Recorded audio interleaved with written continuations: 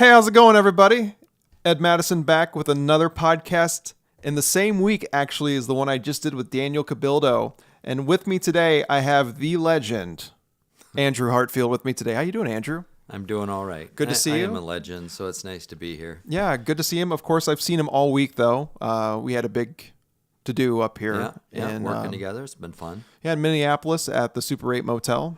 So it's not a Super 8. It really isn't. No, 5-star for sure. It's definitely not a 5-star. I couldn't afford that. That's for sure. As you can see, can't afford. Speaking of that, I don't have any booze on the table.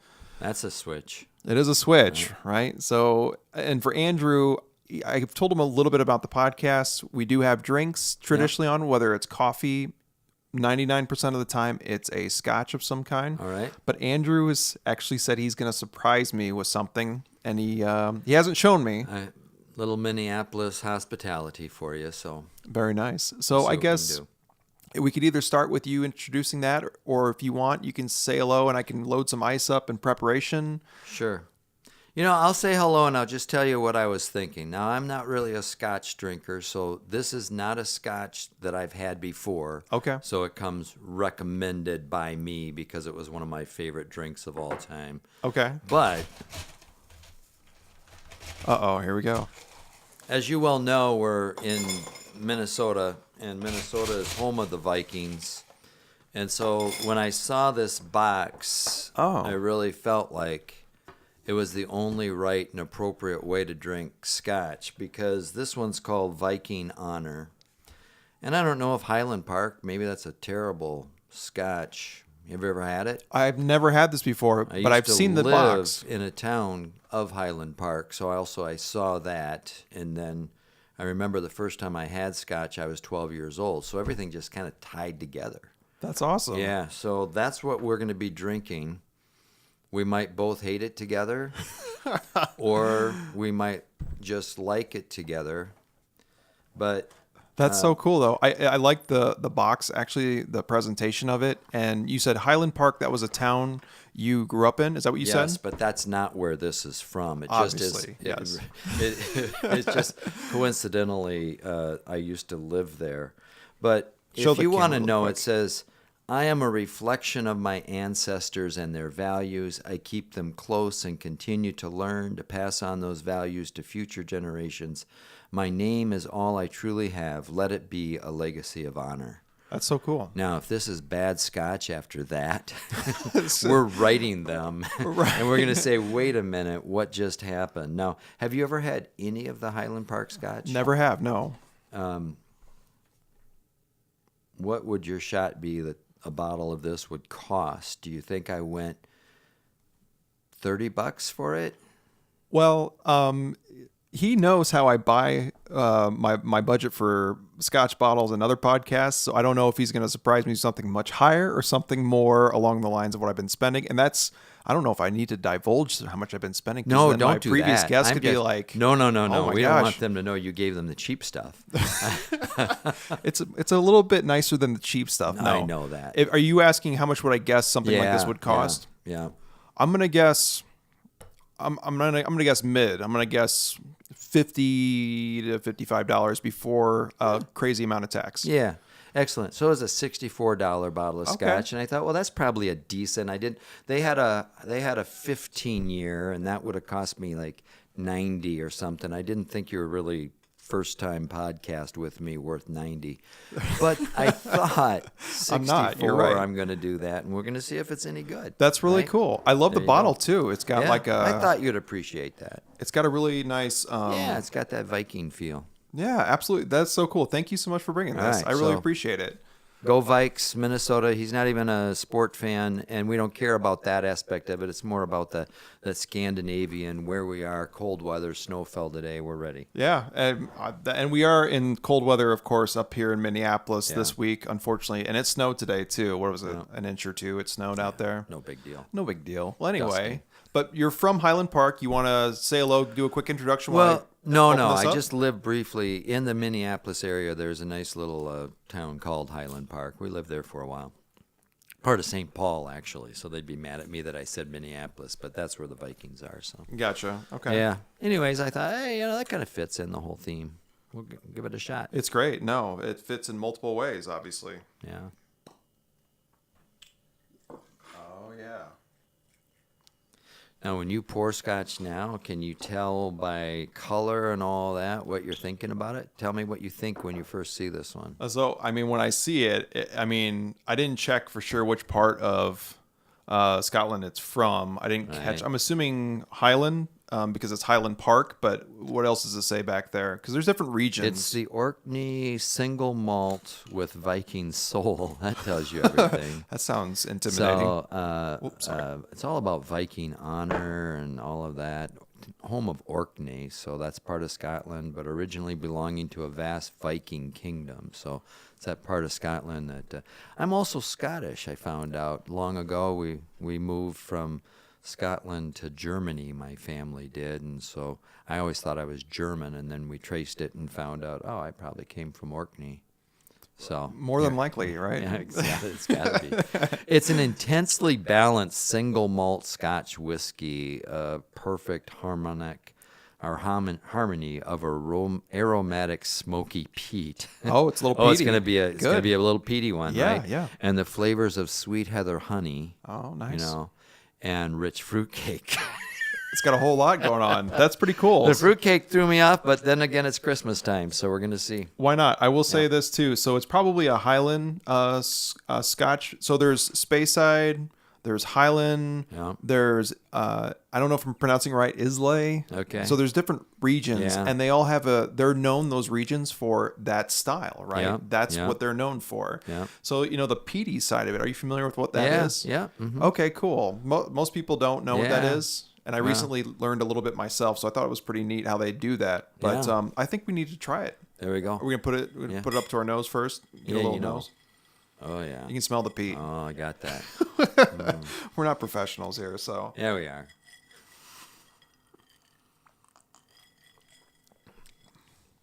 Yeah, a little peaty. Oh, that is a little peaty. A little bit, but you know what? The kind of the aftertaste. It's still a little peaty. It is a little peaty. That's There's okay, no though. doubt about that. But that's part of the whole Scotch story, right? It can be, depending on which portion of the island, right? It's not smooth peaty though. It kind of goes down nicely, so it's okay, and it has a nice little finish to it. I don't know if they talk about finish with Scotch, but sometimes they do. And with the fruit cake and the honey and all that, it'll all come in later. Yeah. When you can't taste anything because you're just that drunk. No. Yeah. And we were, for those of you that saw Daniel's first, because I'm going to release this a week after I release Daniel's, but he got a little lit up when we did ours. Fun. It was fun. We're probably not going to get quite as crazy tonight. Not at all. But this is actually earlier for me than usual, but that's okay though, because we have to actually pack up and get out of here tomorrow anyway. Yeah. The convention's over. The Vikings always on the move. They're all out conquering, pillaging other villages someday soon. Is that relatable to what we do too, or? I'm sure it is somehow or another. Say, by the way, this is the Christmas season, and so in addition to this, I wanted to bring you a gift, so I brought you a little gift. You didn't have to bring me a gift. Yes, I did. Okay. This is exciting. And it's not Miller Lite, I hope. No.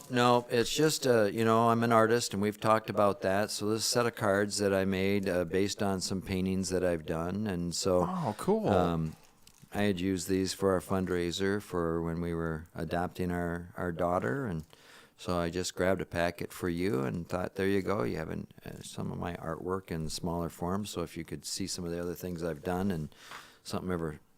struck you to say something like that would be nice in my place. Give you a reference, right? There you go, right? That's so cool. So Andrew is an artist, not to steal his thunder from explaining all this, but he's actually done a piece for me before in the past, and this is really nice. I appreciate that. Is this something that you just looks like pay a company to produce your put it on the cards? Correct. Yep. Oh, I see. Printforchange.com. Yep. Yeah. It's kind of cool because that company supports the Healing Haiti group that is over there helping Haiti and has been since even well before the earthquakes that have done a lot of damage in that country. So. Oh yeah. it's a nice organization. So that is cool. And that's so There you cool. go. I appreciate the gift. I feel bad now because I don't have anything for you. You bought the scotch. You brought an extra gift, and I'm sitting here with nothing to offer. well, you have a podcast, and there's something about that podcast that you give to the world and you give to your guests and the conversations that you have. And one of the things I like to do is see people's reactions if I give them random gifts for no particular reason. Usually because it makes them squirm in some way or another, and that makes me happy. Like, oh, yeah, see that? He couldn't handle that. But just to see how people handle that, it's kind of cool to give something and see if they're able to say, hey, thanks, I appreciate that. I'm truly grateful. No guilt whatsoever. Awesome. Well, I'm truly grateful. And to have this conversation is really cool. And I said legend earlier, and I mean legend too, because, Andrew's been with McDonald's for a long time. Yeah. Yeah. The reality is coming to the end of my career and retiring at the end of December, you think about all those things and looking back in life and times together. And I've certainly made a lot of great friends and had a lot of great experiences traveling, being in places like this. And, I've known you for a while now. 6 years now.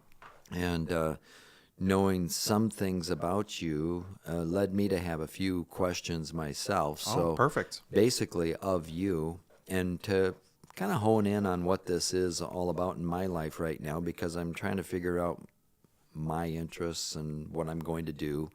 It's probably been the number one question people ask, say, oh, what are you going to do? Yeah, when you're retired, right? Right, yeah. right. And so it looks to them like, wow, you're going to have a lot of time on your hands, and you're obviously going to be bored out of your mind or something because you don't know what to do with yourself.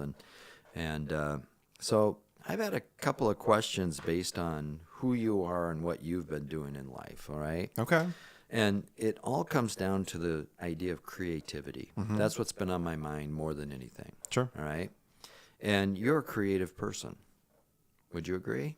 Yeah, maybe a little. Yeah. Right? Maybe okay. Yeah. Because you have some kind of spark of inspiration in you that leads you towards doing things like playing your music. Yes. Right? Yep. And you kind of have a need to do that in some way, shape, or form. I'm not saying as soon as you play music, all your troubles go away or anything like that. But hey, why are you doing it? Because something led you to do that, right? It did. Yeah. And we had a discussion about how I started painting the other day, and I was telling you that I happened to be off work for a period of time due to an injury. So I was off on long-term disability. And I'm a creative person, and so I think that time I had a pent-up energy to want to create. And I told you the story that I just went and bought a canvas and the paints, and I started painting. Absolutely. And I did not have what I remember as being any form of trigger that made me want to go do that. Like, I didn't turn on PBS and see Bob Ross. Rest in peace. Rest in peace. Yes. Just happy little French fries right there. Happy little French fries. And tick, tick, tick. You can put up your tree, whatever you want. I didn't watch that and say, I want to go try it. Right? Something almost mystical, because I can't explain why I went and did that, led me to go do that. Okay? I just almost drove like, I don't know why, and did that and started painting, and here I have a love in my life to paint.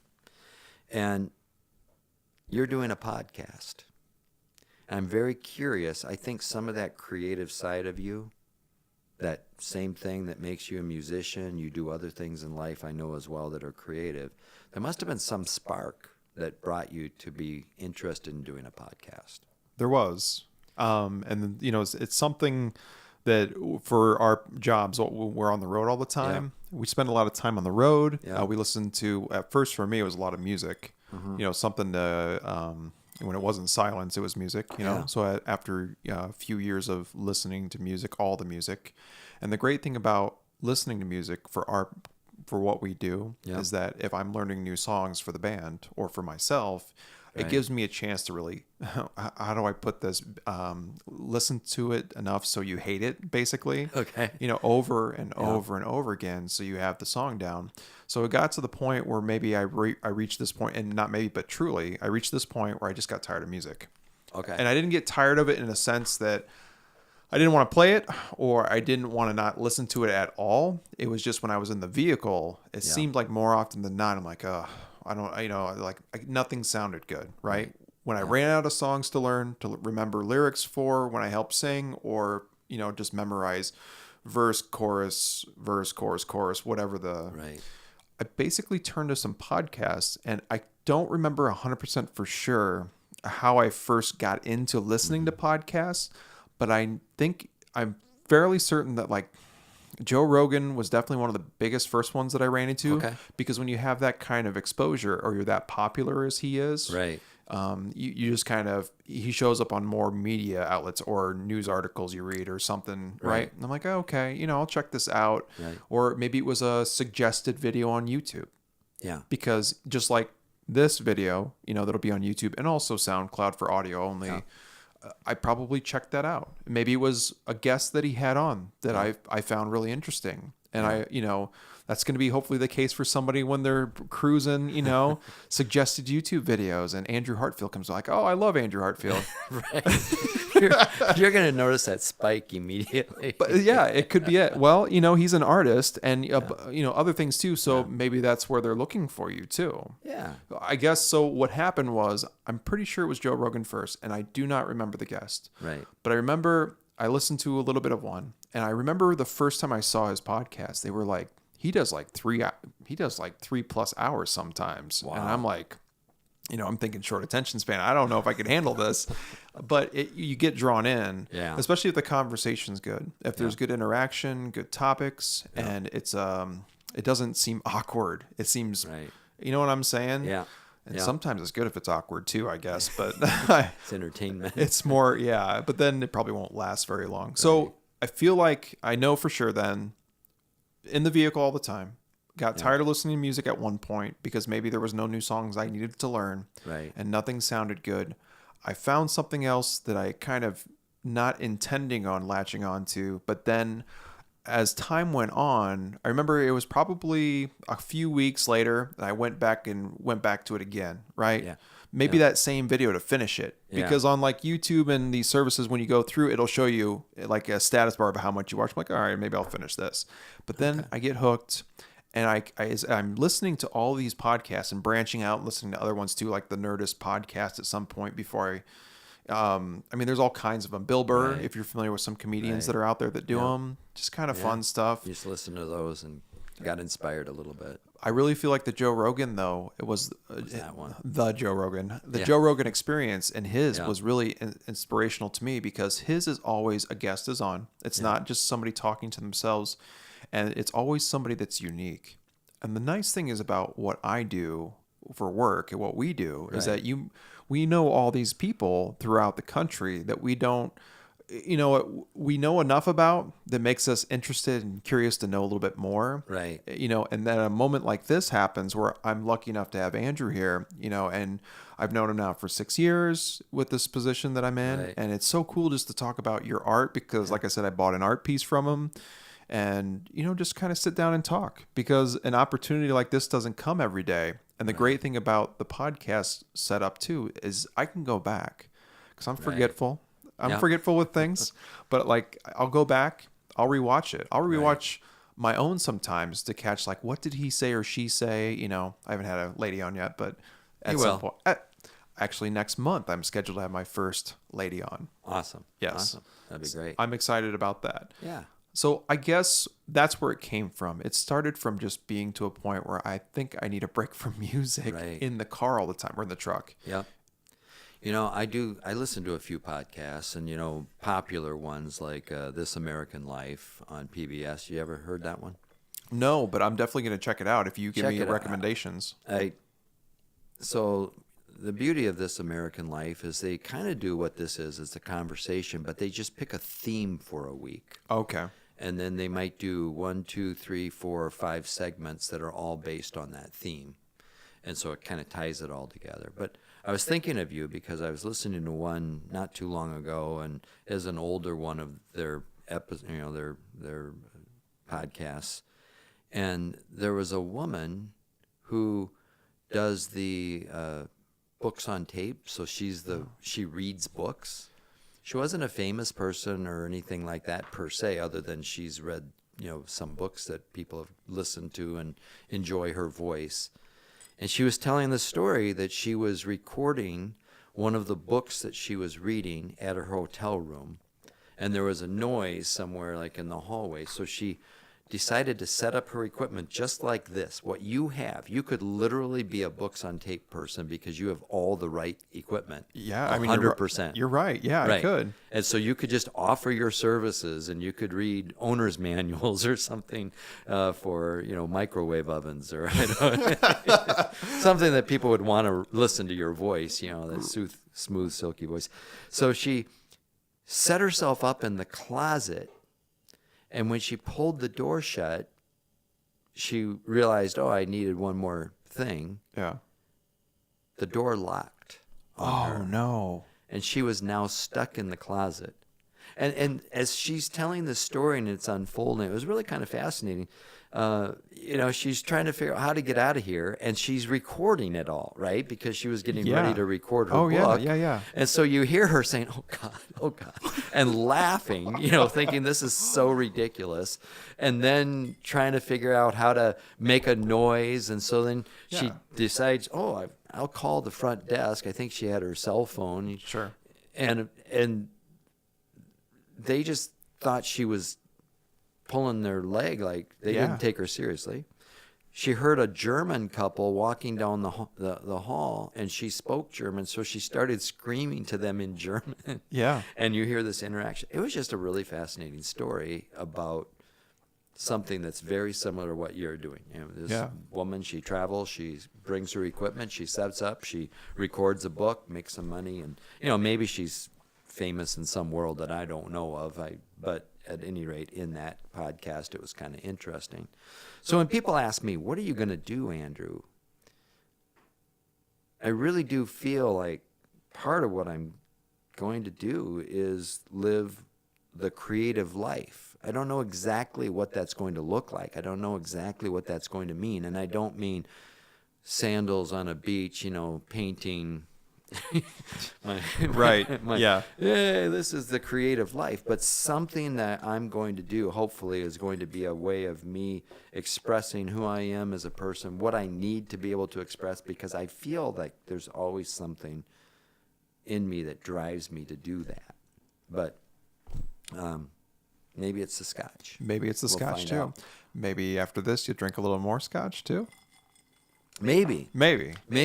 Yeah, I'm not sure if I'm a lover of this yet. I'm kind of working on it to try to, say, okay, that's not too bad. Yeah. And then sometimes I'll take a sip of it, and it seems like, I can live with that, So I don't know how I'd rank this scotch as of yet. I'm not, one that has a whole lot of history, but like you said, different scotches are different parts of that island.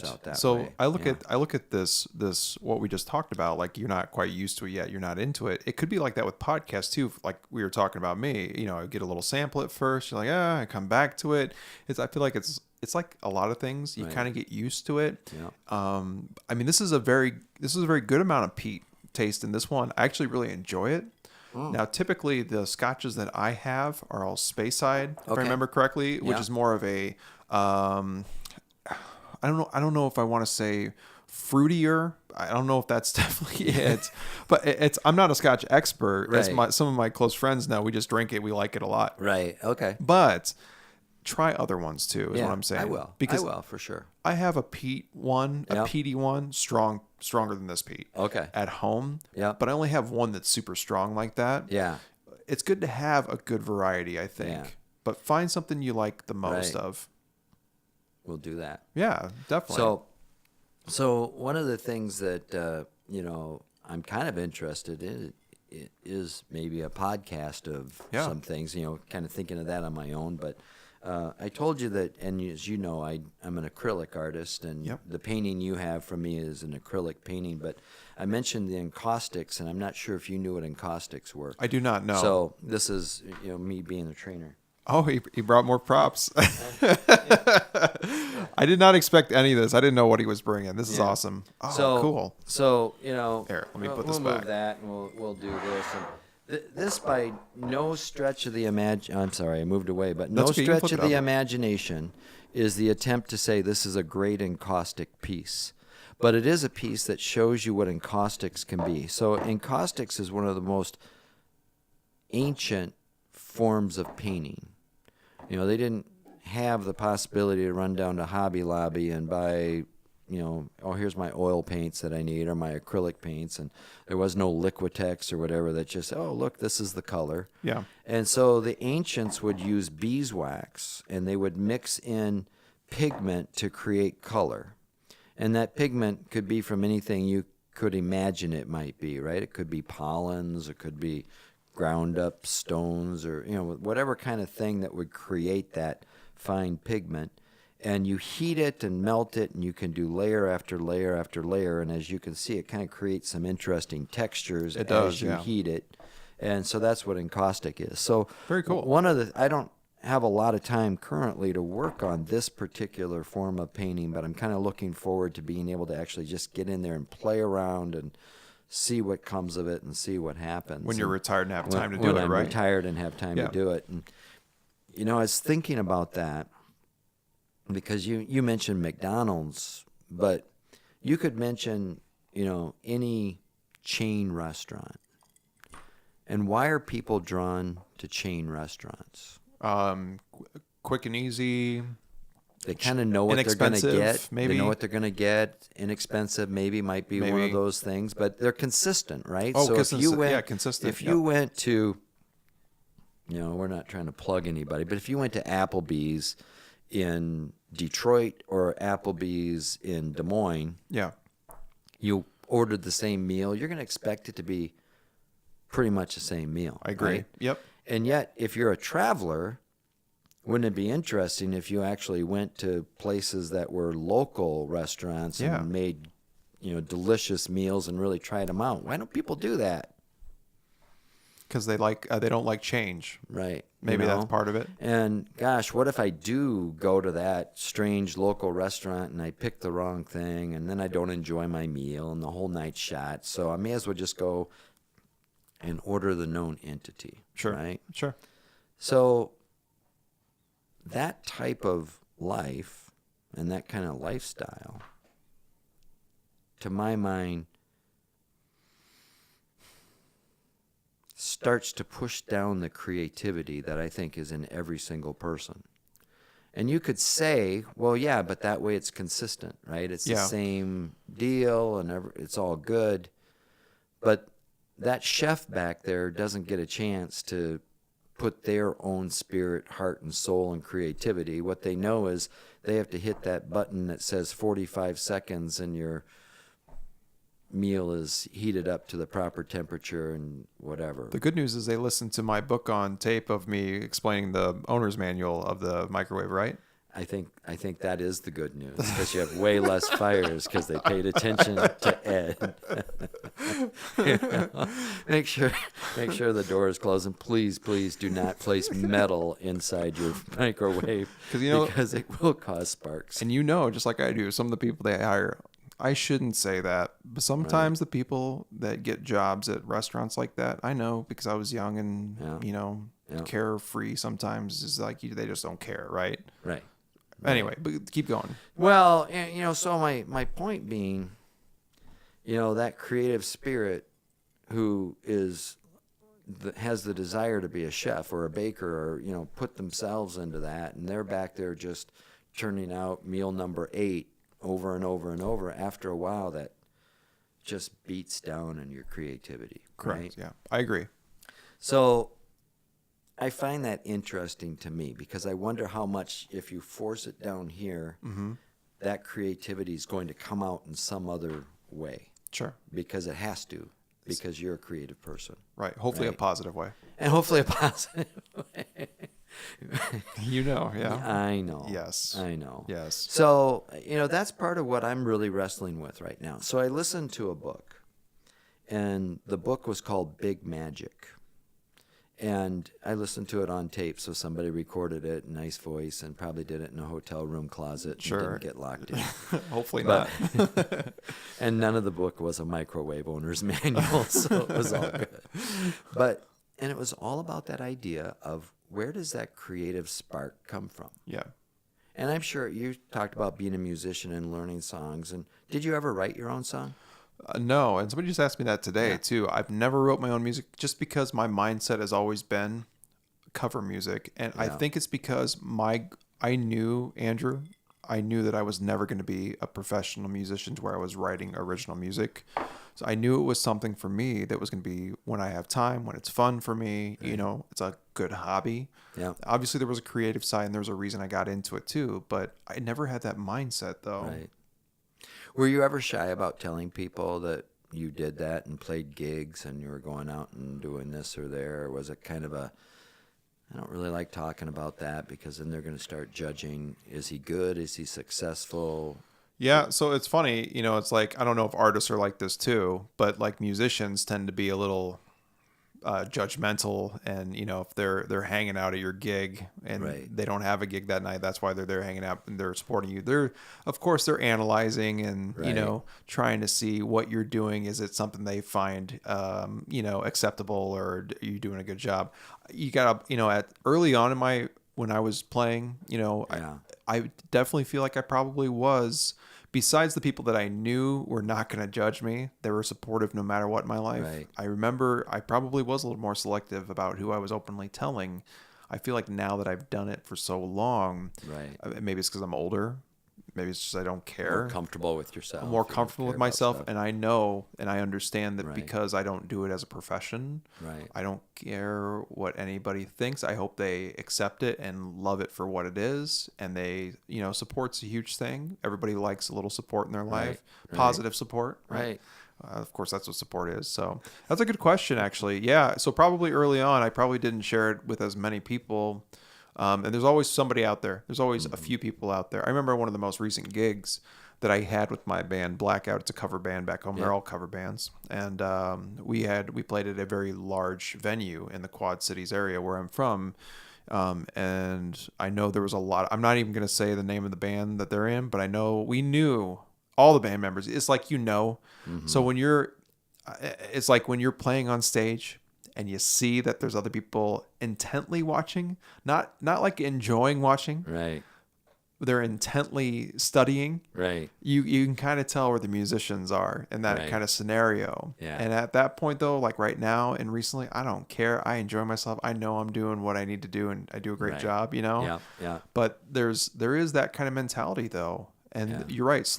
And I didn't think about it until now, but that's definitely, now I don't care as much. I don't really care. Right. What I'm finding is, now here I am on a podcast. It's going to be seen by millions, but literally tens of millions, maybe hundreds someday. Because they will search Andrew Hartfield, and this will just blow up. That's what I'm hoping. Yeah, I just need that one video. Be that one video for me. Be that video. I've found that it's hard for me to talk about that side of what I do with people. Artists, you're saying who are saying to me, what are you going to do when you retire? Okay, yeah. Because if I said, I'm going to paint and I'm going to really work on my art, I feel like there would be an instantaneous judgmental sense of, what an idiot. You're giving up your job, which is a great job, to be an artist. How flaky can you be? I can see what you're getting at. And so I haven't found yet the right, true balance to who to really talk about with all the things I really, hope I have time to do. Sure. And what the real point is, because the true point is not about my art. Yeah. It really is about my family, and it's about our daughter and just looking forward to the opportunity to be with her as she grows up. This is going to be probably the one of the great artistic accomplishments of my life is our daughter and our family. But in the midst of that, I also am a creative person, that I do have some thoughts and some things that I want to do, but I just don't find myself easily saying that, to people in the context who say, "Oh, you're retiring. What are you going to do?" Just rolling out and saying, "Oh, well, I know what I'm going to do is I'm writing some songs. I'm going to get a band together. We're going to, basically go on the road and travel, and we're going to open for Aerosmith and and then this is going to end up at the Guggenheim, and I can't wait until someday I see it out there at Sotheby's and they're opening at $1 million. I'm going to say, wow." None of that is really what my hopes and dreams are, but the creative spark that's there to just have a need to do that kind of thing is what I'm finding. That's why it's also the right time in my life to be giving myself the opportunity to do those things. So I'm kind of looking forward to that. That's so cool. And the great thing is too, and forgive me for not knowing, is your wife retired too, or is she working? No, she's a trophy wife, so she's young and working hard, and I just have to admit, I'm that old timer that just got fortunate beyond all fortunate, and she's a great woman. She has a great career. And okay, she is working still though. Yeah. Oh yeah. So yeah. I guess the great thing, as I see it too, obviously you get to still be creative. You spend time with your daughter, your recent daughter, and I say recent daughter. That sounds probably pretty bad, but your daughter. This is my recent daughter.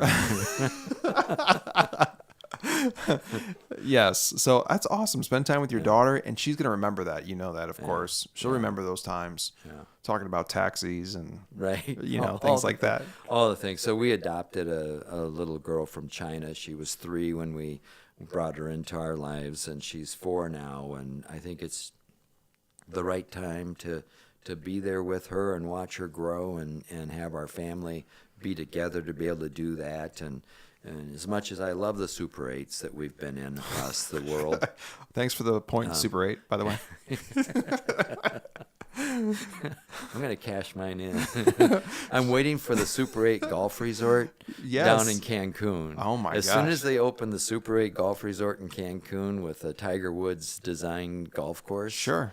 I'm cashing in the points and going right on down there. Absolutely. Yeah. I think you should, to treat yourself, right? I know. If I have to call ahead to make sure that they have the Belgian waffles, because I really can't do breakfast without having that Belgian waffle maker and the syrup. You gonna bring your own blueberries? I might. You might. It's been done before. We should probably stop with the inside jokes from earlier at dinner. No, there's no inside jokes on that. Everybody no. knows if you want a blueberry pancake and you're at a hotel, you got to bring your own blueberries sometimes and just ask them to throw them in there, and it works out perfectly. But yeah, I mean, it'll be very interesting, and I'm hoping that all of these connections that I've made through the years aren't something that are suddenly gone to the wayside, because frankly, I'm counting on those people to buy my paintings. Yeah. And you included, Ed. He got really serious when he said that. Yeah, I'm going to look at the camera. Ed Madison, your walls need a Hartfield original. Another Hartfield original. I do have a Hartfield original that I bought from you. God, or when I commissioned? Is that the right word? You did commission it, because it wasn't one that I had, and you said, I like that one. How much is it? You said, this is what I need to have. And the hard part about it was, I had never done Disney characters before. And, every time I showed it to you and I said, this is it. I got it. And you said, needs more Donald Duck. Does Donald Duck look like that exactly? And I'm like, I think so. And you're like, try again. And that's when I started doing the Aladdin and bringing that, in from the side. And I think by Aladdin. the end we got it for you. Donald Duck and Aladdin, go together. That's all you need in your life. It really is. That's a movie right there if you ever had one. And especially in your living room too. For sure. On 2 podcasts ago, we talked about Will Smith is going to be in the new Aladdin movie. Is that right? Is it live action? Is that what they call it? Or Oh, yeah. How does that work? Where it's an actual. Yeah. He's gonna be the genie. He's gonna replace Robin Williams as the genie. Apparently. Yeah, I know. You know what? That's a tough call. That's a really tough call. That's Will Smith. I'm gonna make a lot of money at this. Sure, I'm gonna try my best. I hope it works out. Will's funny. He's done some good stuff. But are you talking about his music or his acting? Funny. Yeah, right? There you go. One of those musicians judging. It is. Standing back there going, Will Smith. The only reason you're up there is because you're Will Smith. No. Getting jiggy with it. I'm going to tell you the truth. There's a lot of that for creative people. Yeah. And it's the celebrity getting the chance to live the dream that a lot of creative people have in life. Mm-hmm. So you're an actor or an actress. Yep. That's fantastic. Keep making movies. I love those movies. Yeah. Oh, you wrote a children's book? I'm not quite so happy right now because I'm writing children's books that no one's looking at. Yeah. And because you're famous, you now have a children's book. Oh, wait a minute. Not only that, you have an album and you're singing? And it's original music and you and your family are in a band? What? Just really creative. And so So it could be either they have such a powerful creative spark, they just have to keep doing all those things. Or it could be that it's all about money. And once somebody has shown that they're capable of raising the money necessary, they just say, wow, let's hammer that name until we're not milking any more money out of it, and then we'll move on to another celebrity. Would you say would you say this is fair that there are types out there like Will Smith? I joke about Will Smith and his music career. Yeah. But, guilty pleasures like Miami getting jiggy with it and Just the Two of Us and, I like those. Those are good, 90s kind of songs just to kind of listen to. But at the same time, there's people out there that have crossed over and done multiple things, like Shaquille O'Neal when he was an actor. I mean, come on. Right. When he was an actor. Right. He's not acting anymore, I hope. No, he's not. I hope not. So. But didn't Will Smith's daughter do something about hair? She has, yeah. I twirl my hair, I jump my hair. As I whip my hair back and forth or something like Yeah, that? I whip my hair back and forth. Is that what it is? Had a big hit out of it or something. Yeah, absolutely. So, I mean, good for them. And I know he married didn't he marry an actress too? Like Halle Berry, not Halle Berry, or which one did he marry? Yes, he married Barry Mary Smith. Did he? No. I was just going to say, I don't remember. You don't remember this? No. Then we better not go down this road. Because we'd be sitting here saying, the rest of the podcast, she's also very famous. No, it's like Pinkett Smith or something. Okay. I don't remember exactly. Jada Pinkett. Right. Yep. And great actress as well, Yeah. but still very creative people, very creative family, and more power to them. And certainly better than families that, like Kardashians or something, that don't really bring anything to the table but get all the interest. So there is some of that, and it's in me too. There's a jealousy that's saying I've been a creative person my whole life, and I've been telling stories, and I've been painting stories, painting images with my words when I've been out there talking to groups and stuff, and it kind of feels like, yeah, somebody look over here and recognize that. So I'm talking to you, the one that accidentally landed because you thought this was about Will Smith. I'll make sure to put Will Smith in the tag. Yeah. Hashtag. And you're like, wait, are they dissing Will Smith or do they like him? I don't even know what this is, but I think that Hartfield guy needs a contract. We need a book deal right now. Right now, absolutely. It's funny. We got off topic of this because I still have. Yeah. I was going to tell you I have so many questions about this still. Okay. I feel like we don't have. We don't have there's so many things that we could talk about. I feel like it's good that I could do this with you. I brought too much, didn't I? No. Okay. It's great because it gives us a chance to cover quite a few things. Yeah. And, I know there's not very many opportunities for this kind of situation to happen again, but I feel like this is going to be one of those podcasts where I'm going to just be like, well, we've been doing this for such a long time and I'm not you haven't even poured any more. I know. Usually I'm drunk by now. I know. Get some ice in there and get some more. Usually, or like Daniel's drunk by now. No, I'm just kidding. Sorry, Daniel. It's not that Daniel's drunk now. He's just still hungover. And this is a week later. Well, not taping it wise, but when you're going to put it up on the... Half a week later, right? Half a week later, I think. Yeah, exactly. But, nope, you're good. Yeah.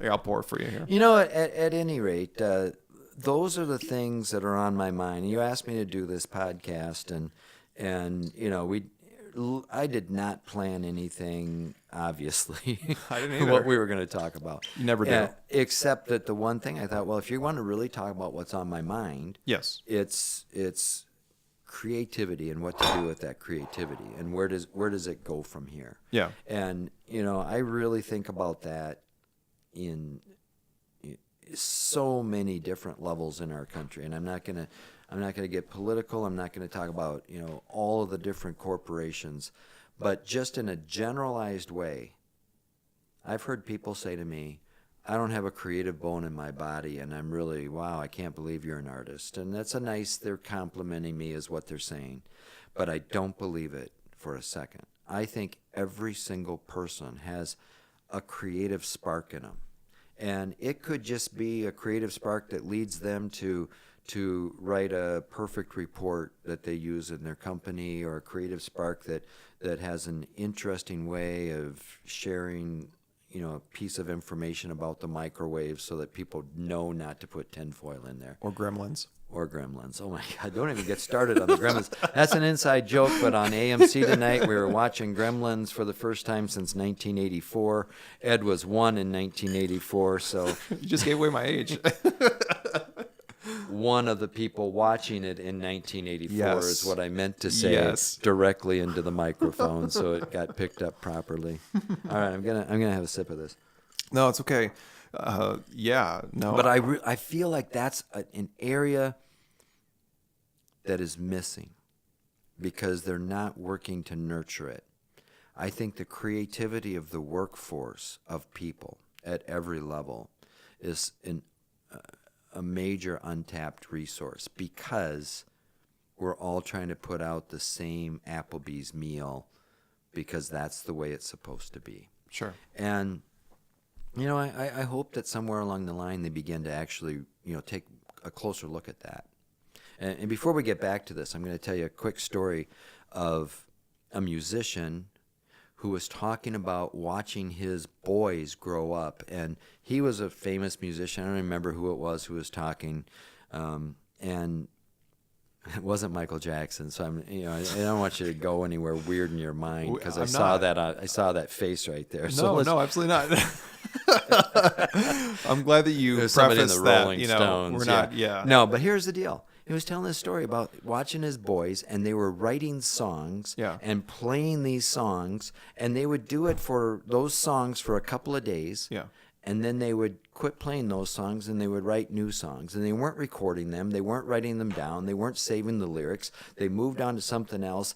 And he said, I saw the joy of music that I used to have when it was just, I'm purely doing it. I don't care if I record it and remember this song tomorrow. Right now, in the moment, I'm thrilled about this music I'm making, right?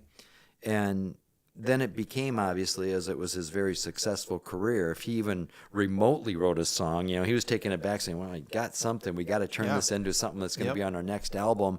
And all of a sudden, that spontaneous joy of it was gone. And I see that in a lot of people, you know, just in our travels around the country. I see it.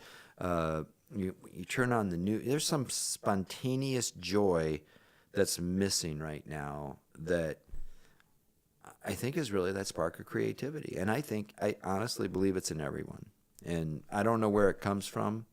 I used to write songs, and I have some that I remember completely. I can play them completely. I couldn't tell you for a second, why did I have that song that came to me? Sure. It was just some kind of creative spark. It was part of that creative person that I am.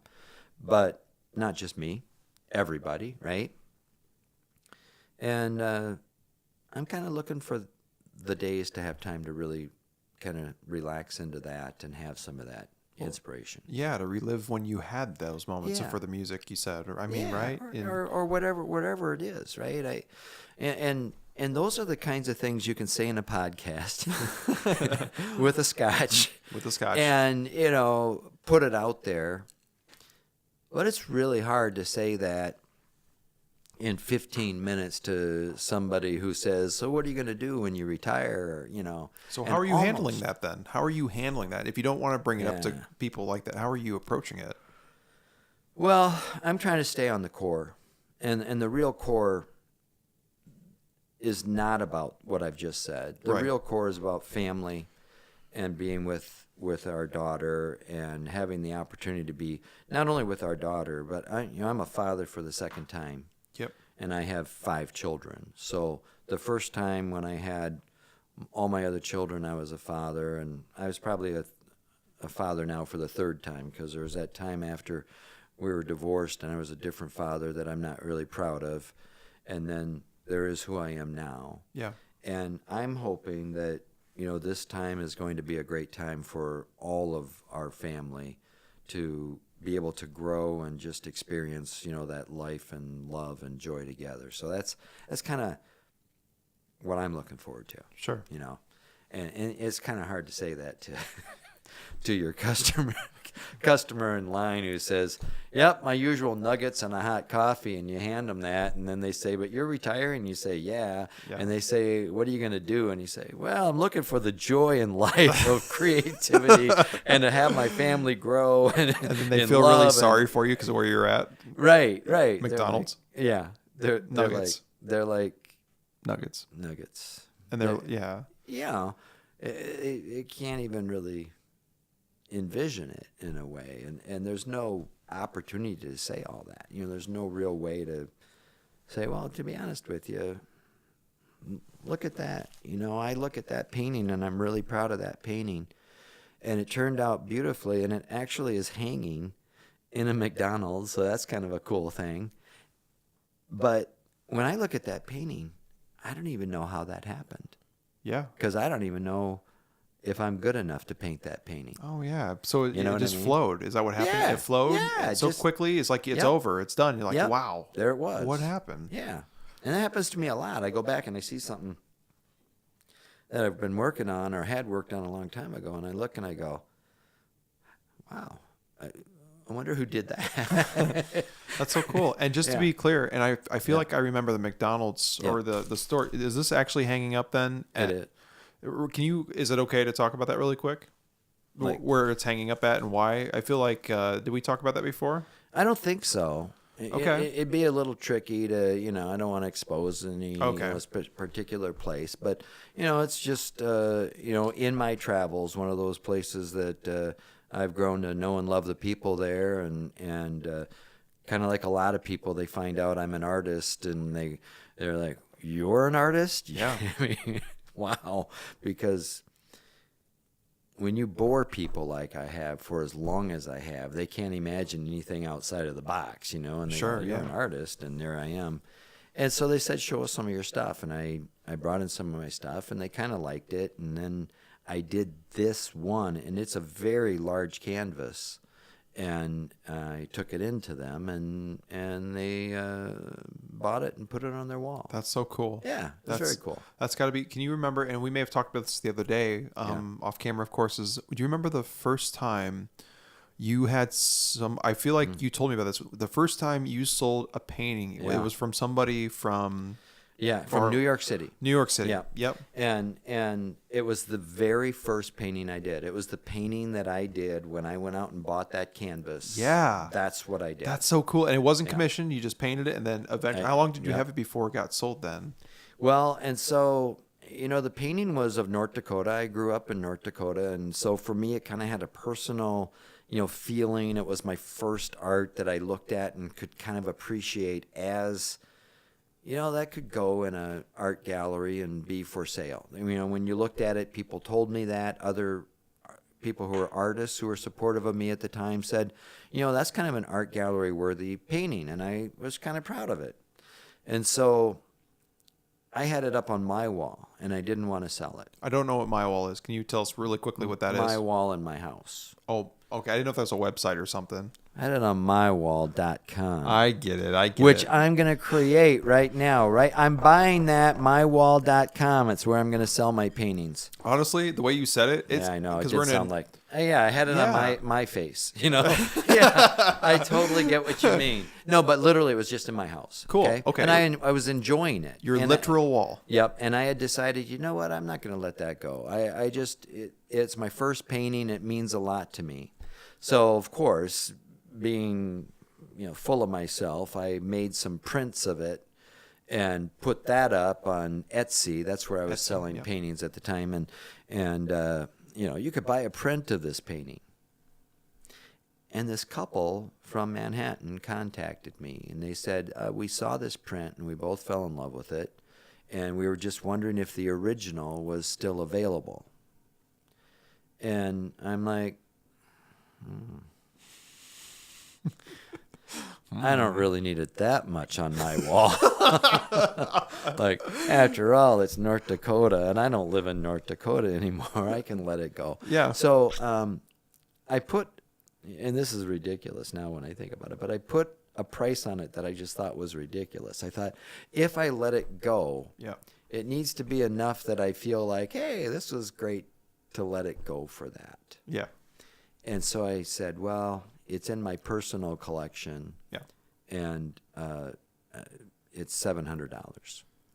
And they said, okay. That's so cool. Shipped it off to Manhattan, and it, I don't know, where, if they're still there or not. I don't know if they were young, old, whatever it might be, but it was really a cool moment, and I like that somebody, because of course, when you're a kid from North Dakota, sure, somebody in New York City buying your art, that must be you made it. Yeah, if you can make it there, you can make it anywhere. Remember recently I said we played a gig at a big music venue local to the Quad Cities where I live. That gig was because of a similar kind of, I don't think it's the similar situation that I'm getting at, but I look at it as a similar situation. So my singer, I've been in this band for a long time now, like, probably in this band with these people for like 7 or 8. I mean, it's been a long time. To be clear, you're still in the band, Correct. even though you're over music. Yeah. On the road. On the road, correct. Okay, so and I had this gig with them a couple of weekends ago, and I got a few gigs in the next couple of months with them too. But I've been with them for a long time, and my singer was out somewhere. I won't say where or what he was doing, but he ran into somebody that goes, "Hey, you're that singer from that band, right?" And he goes, "Yeah, I am."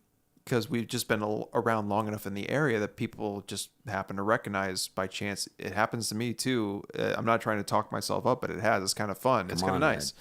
And he's like, yeah. And he's like, you need to come play at my bar.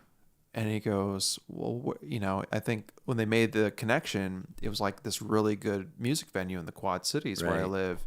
So for when he reached out to the rest of the band members in a group message, he's like, hey, we can play here, and blah blah blah, good, good pay for us, and date that all worked. It was that, I felt like it was that similar feeling, where you may have gotten that, where when you sold that painting, it's like you got recognized, and you're like, hey, we love this, can we get that? Right.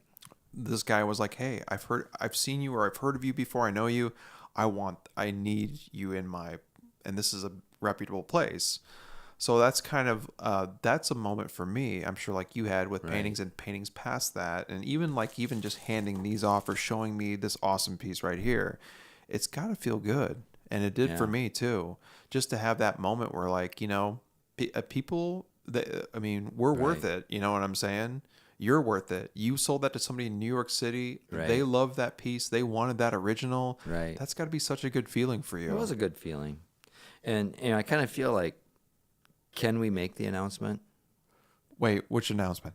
We talked about this. We talked about this off camera, and you said you had to clear it with your bandmates, but I feel we're ready. I have at that venue.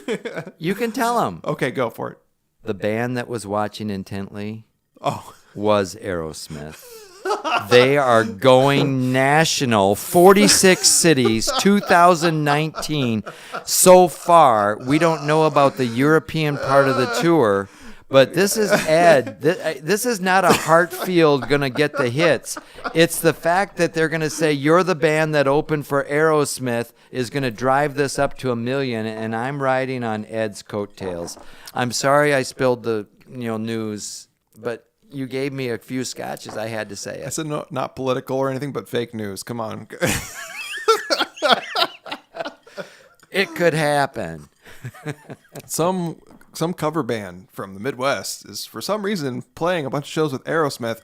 Oh, it's because that band had to pay Aerosmith to go with them. I see. Oh, I'm sorry.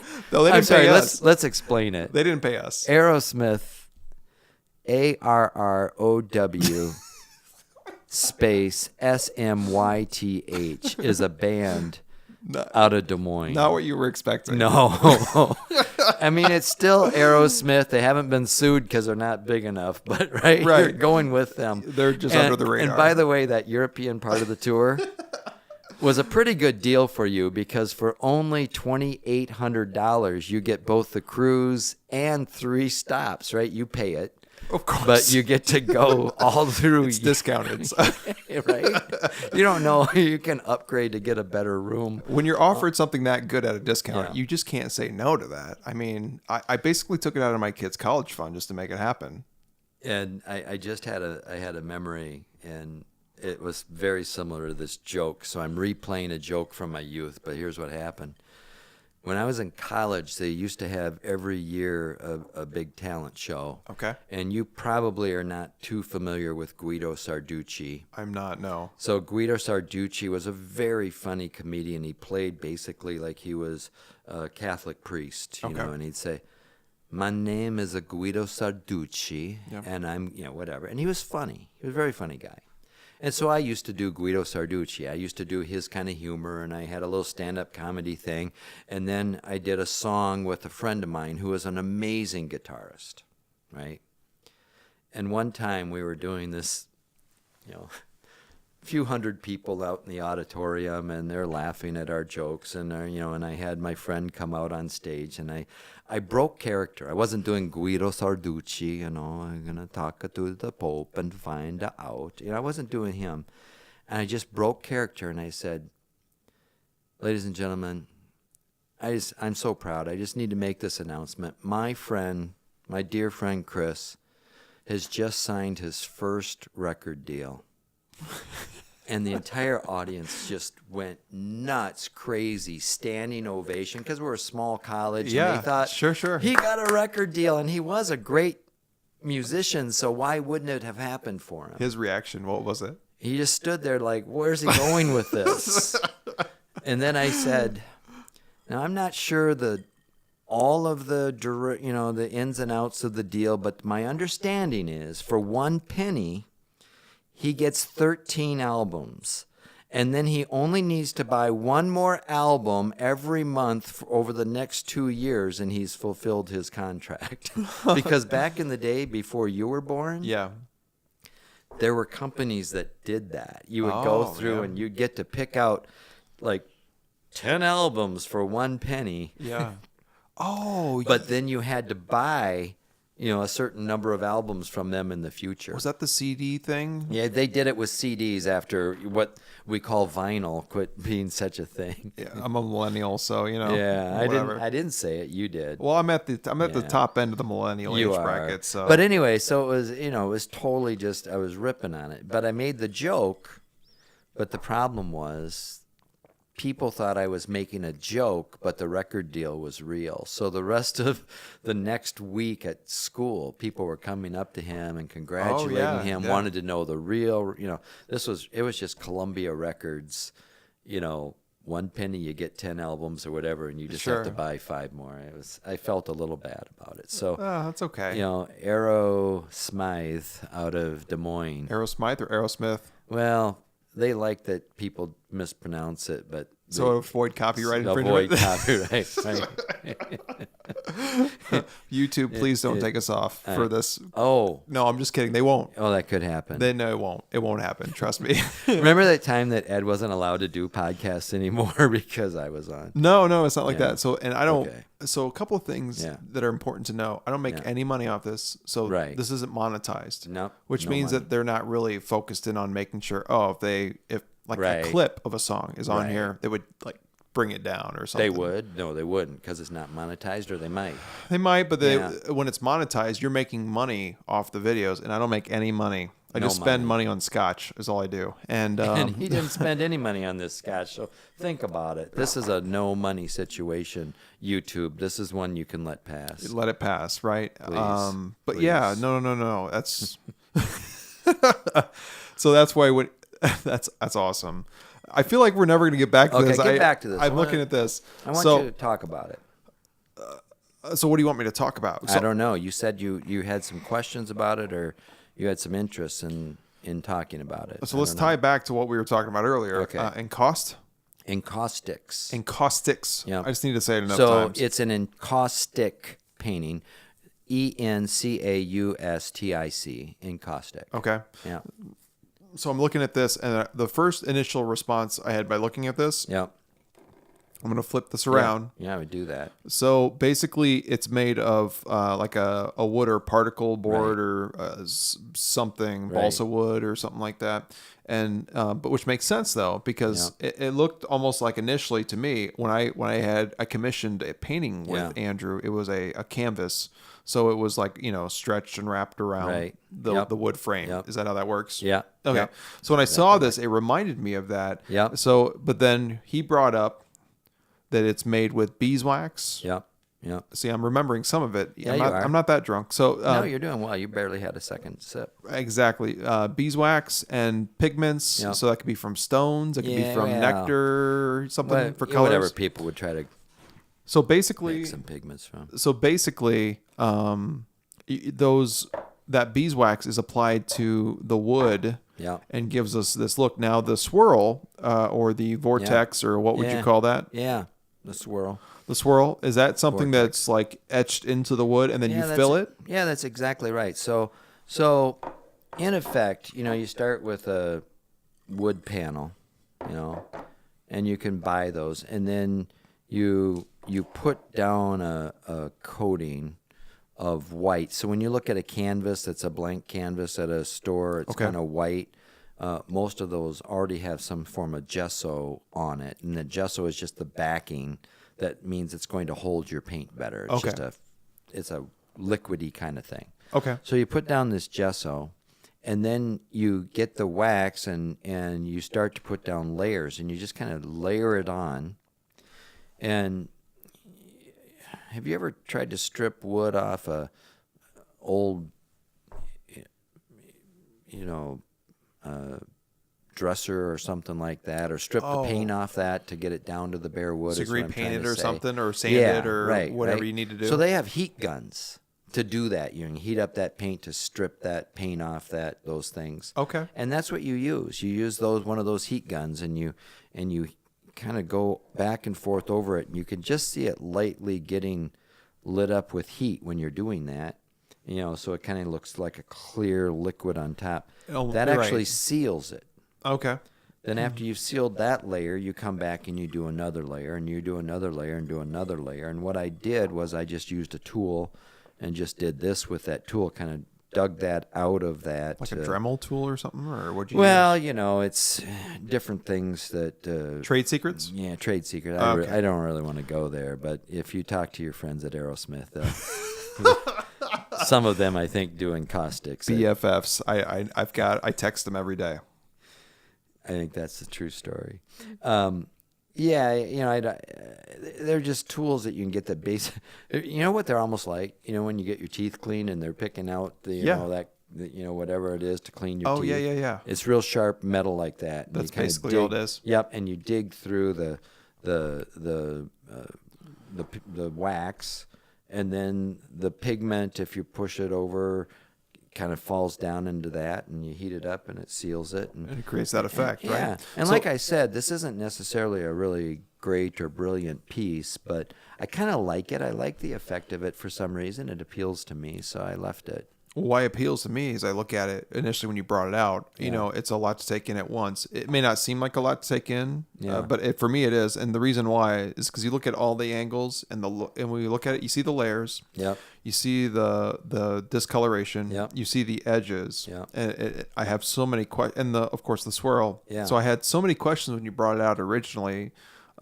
Just over analyzing what this is, and I'm super intrigued by it. Yeah. So the first thing is just starting at the base. I asked you, it looks like a wood frame almost. Yeah. Did you create the wood frame, No, or does you that can buy those. You can buy those panels ready to go, ready to be painted. Matter of fact, this is some of that gesso back here, that white. gesso? Yeah. Yep. Kind of leaked around the corner, but that's where you put that down on the base. Okay. Have a place to start. Gotcha. Yep. And then it's so cool to like look at and to feel it though. It kind of it reminds me of beeswax, but also, God, what does it remind me of? You know what it honestly reminds me of? Yeah. This is gonna sound really weird, but we're gonna stick with the holiday theme. Is that what you said earlier? Yep. What did that Holiday have to do with this one? Didn't you say the Scotch had something to do with Christmas? Yeah.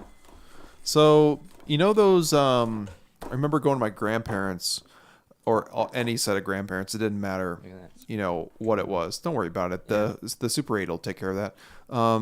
They always had those pretzels that were covered in like white chocolate. Yeah. That texture Reminded you of it that? kind of like a smooth, like a white chocolate kind. It's obviously not that, but yeah. But it's layered. How does that look? It's got this really cool, complex kind of thing going on. I don't have to see something fancy and crazy. So like, what I commissioned for Andrew was an abstract. Yeah. It's in my living room, and it was in my old house's living room too. I appreciate things that it's just something like this that I can look at and try to analyze. Yeah. You know, different parts of it. I don't know. It's just very unique to me. So this is encaustic. Encaustic. See, one of the things I noticed as you were analyzing and holding it up, I thought, well, they could hang it on their wall this way, but if they don't really like it, they could hang it on their wall this way, and just people would ask what it was, and they could say, well, it's a square. It's a square. It's like, whoa, that's art. They'd be like, art. I can't even believe you did that. I honestly looked at it when I first saw it. I thought about a shelf. Yep. Yeah. That's where I have it on. I have it on a shelf? for a long time. I just put it on a shelf, and it was that kind of a piece. You know, if you have few books and a little like something like this at the end, kind of sets off nicely. I can't read, so I don't have any books. Say, so, speaking of artists and getting way off track, are you familiar with Banksy? I've heard of Banksy, but explain. So Banksy, you talked. I think you brought up Gremlins and all that. Became really famous around that time. He was a street artist.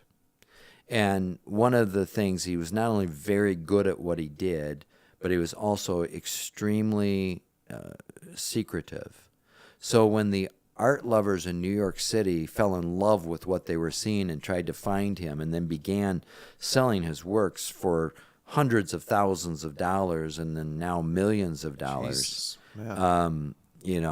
there was this mystique that grew up around Banksy. I've now ruined my opportunity to have mystique because here I am out on this million-hit podcast. Million hit. And I am not going to be the mystique artist, but it's really interesting how this grew, and it helped to build this story of Banksy. Yeah. So very recently, and I know sometimes you look, you Google stuff on your podcast, so you could Google this, but I could. I don't have my phone on me. In the hotels, I usually don't keep my phone on the table. Oh, that's a good idea. So, very recently, one of his art pieces went up for sale at a Sotheby's, auction, and it was maybe $100 million. I forget what it was. I mean, it was an enormous amount of money. Yeah. Right. Even if it was $10 million, it was an enormous amount. But I think it was like $100 million. I don't even know. And when the auctioneer said sold to you, the painting was on display right here. Yeah. All of a sudden, the crowd was aghast as the painting started dropping through a shredder. What? Banksy had built a shredder into the frame and had this all set up with remote that if it was ever sold at auction, he was going to shred that painting right on the spot. So it gets about halfway down shredded. And the video's out there. It's all over. This was in the last year, 6 months. This just happened. And it was kind of brilliant. I mean, because he was... All along, obviously, what artist wouldn't like to be given, $100,000? Yeah, that's $100,000. Buy it, sure. And I just made a nice amount of money.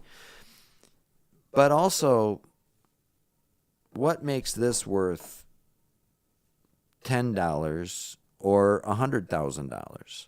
It's only the amount of press that it gets that people tell you it's worth that kind of money. Okay. So the Banksy mystique, I'm buying an original Banksy and this is, one. And he shreds it. It wasn't necessarily because it was his best thing he's ever done. Yeah. It was just because it was Banksy. Street artist. And then he wanted to show the art world a little bit the phoniness of it. So everybody's they're literally watching this thing get shredded. Yes. Was it a canvas then, or what was it? Yeah, it was a canvas because obviously once the art collectors found him, they couldn't sell the bricks he was painting on, so they started having, what are you doing that's art, that we could sell. And he became huge. Probably one of the most famous sold artists today. Modern artists, because who do you know? Oh, I know a modern artist, Van Gogh. I know Andrew Too Hartfield. bad. Right. What I'm telling you is maybe not today. Yeah. Right. Yeah. But someday when your podcast is world famous and I'm long gone. Whatever. No, think about this. Both of those things. Come on now. Think about it. You might have the opportunity to create such buzz about this that you'll think. Was that a pun because it's beeswax? Yes. Keep going. Sorry. You win. End the pod. Drop the mic. Done. Boom. No. You might be able to build the value, and you'll think, I remember that painting was sitting at the Super 8. In Minneapolis. And Andrew was actually rubbing on it to make it shine, and we were tossing it around, and that thing just sold for $180,000. At that point, that's when this video hits 1 million.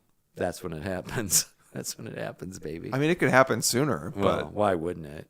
I mean, yeah. Anyways, it's a very, very interesting. I'm not that quality. I'm not that type of artist. Don't let him bullshit you. No. Don't let him bullshit I'm not, you. because that really isn't the world that I'm playing in, nor is it the world that I desire to be in. The world that I want to paint for is the world of people who say, I've got a Hartfield original on my wall, and we just love it. People come in all the time, and they say, wow, that's really a cool painting. Who did that? Oh, our friend Andrew Hartfield did it. That's all. I'm not trying to be collected at museums. I'm not going to be, because I don't have that kind of expertise. But what I do have is I have a passion for it. It's fun, I can totally relate to that. Yeah. And just to explain on my side then, the music again. Yeah. I know I'm not going to be popular in touring with Aerosmith, ARROWSM. Although I'm going to make a band. That one band I wanted to do. That's going to to be my band. Be Although Aerosmith. we already have, Distracted Village, but that's another that's story. right. Yeah, Is that Colorado tour? No. That was right here. That was before. That was right here at this venue. By the way, when we were in Colorado, you mean? Okay. So I think I remember now. So I've worked with Andrew for 6 years, and I've done a few tours with him in the past. Yeah. I feel like when we were in Colorado, you brought up Distracted Village with Steve Payton. Yeah. We're dropping names now, Steve, so be careful. I don't know if he's going to watch this. I hope he does. Yeah, so he will, because I'll tell him to. I've changed his guitar strings before, you remember. So all of these things become world famous in a while. Yeah. But yeah, Distracted Village was I remember now, we were on a Colorado tour. And remember your hit single, I Drive a Truck? Do you remember? I do remember I drive a truck. I couldn't play it for you, but I tried to come up with. Yes. I drive a truck. Yes. Yes. Yes. Yeah, it was a great hit. God, how many years ago was that now? When did the Colorado come out? I don't know, but if you keep saying 4 years that, ago? it 3 doesn't years sound ago? like McDonald's anymore. But at the same point, that's what I'm saying. We were in Colorado when that was happening. Correct. I think it was Denver. When you told me, 'cause I didn't know about it. I drive a truck. Truck. Yes. That's what I do. That's what right. I remember. I remember that. Yes. Yeah. And see, like that. That song never even made it to a single played all the way through or a single recording. I'm going to record it. But there was something that was kind of fun in just, hey, we just did this. We created this and did this and it was over with, and I haven't even thought about that until you just brought it up. And that's what I mean. That's the kind of thing that you need to get back in. And sometimes it feels like they try to force something like that back in. Yeah. And by they, I don't mean any specific. I just mean in general. Like in the world, people try to force in some kind of fake enthusiasm that's not there. And then everybody kind of recognizes it as fake. Absolutely, right? Yep. And I'll tell you, so you understand, I truly do not mean anybody. But you watch the Macy's Day Parade, you see that. That's Thanksgiving Day Parade. And the announcers are doing that. They're trying to force this fake enthusiasm that's so embarrassing to watch. Right. When if they just let the parade play out, and if some parts are cheesy, let it be cheesy. But you know what? There's a high school band that's thrilled to be playing there. Let them play. Let us listen to it. Sure. We don't need to watch the Rockettes do their kick. We all get that part. Why not just let the parade be the parade? But no, they try to force in what they think the audience will appreciate and have some response to. And that's the kind of thing I mean. It just is prevalent all over the place. But if people would just let people, touch who they are inside and let that come out, that creative spark, that's when you really have some fun. Yeah. In everything you do. Whether it's an encaustic piece or a canvas or, just some cards. Dude, this is the greatest gift ever. That's awesome. Gift. No, because I'm a little. I forget what cards I put in here, and it's not the same pattern over and over again. I might want some back. Nope. No Indian giving. Oh yeah. The whole thing is some different things. Are these all yours then too? Oh yeah. I did all these, right? Yeah, that's awesome. Yeah. I love it, and sorry for the bad joke about what I just said giving back, but this is awesome, and so. By the way, if you missed the bad joke about giving back, I missed that too. I'm not certain. I don't know what you're apologizing for. Exactly. Aerosmith. Oh yeah. Aerosmith all the way. So ARROW. This is a lot of firsts here. Yeah. And we're not even done yet. We're not cutting this off yet, right? Not yet. No, yes. I'm not at the end. Okay. I got plenty more material where this comes from. Painting that story? Yeah. Painting the picture. So nobody's ever brought a gift like this. Okay. Cool. Nobody's ever brought props like this. And then in Daniel's defense, another coworker of ours a couple of days ago, nobody's brought props like he did either, but that's okay. Nobody's brought this. Right. Do you have any more in your bag back there? I don't think so. That's okay. Yeah. You did bring. I have my hat, but we'll get to that. I use that to protect the glasses so they wouldn't break when I was. Okay, that's okay. No problem. By the way, these fine folks were also here in the building today when we were doing our gig. They were here doing their gig. Did you get that from their freebies gift bag or something? I participate through a friend in their 5K run every year that they have, and you get things like this as part of that. Yeah. And even though we walk the run, I don't even run for a second. Yeah. I like to get the swag so that when I'm walking around town, people think I'm that guy. Yeah. They go, yeah, he looks like he probably did the half marathon. Sure. And I'm like, half marathon in my sleep. Like literally. Yeah. I'm just dreaming about That's it. Right. Exactly. It's not really going to happen. You're not running anywhere anytime soon. No, and it's fun. And yet I will tell you, I'm very shy about anything that is anything remotely like an artist's community, because I feel so lesser than the artists that I see. I don't really feel like I can walk in and say, I'm one of you. Yeah. And so it's really difficult because there is sort of this lonely walk of being, I want to be that artist or I want to be that writer, but you're the real writer and you're the real artist. So it's one of those things to get over. But, if somebody said, well, Andrew, there's people all around who share your passions, and Sure. why don't you hook up with them and get together? It's hard for me. Just because, I think I know what you're saying. Yeah. Well, I don't know about you, a musician. I guess I should say I do know. You went to Juilliard and you were there for 3 years. At least. And you dropped at least. They were like, he's our first lifer at Juilliard and we're kicking him out right now. And I know that you play 18 instruments and some of them at the virtuoso level. So I think I can. Come on now. I think I can just say that. He doesn't know me that well, then. As somebody who went to Juilliard.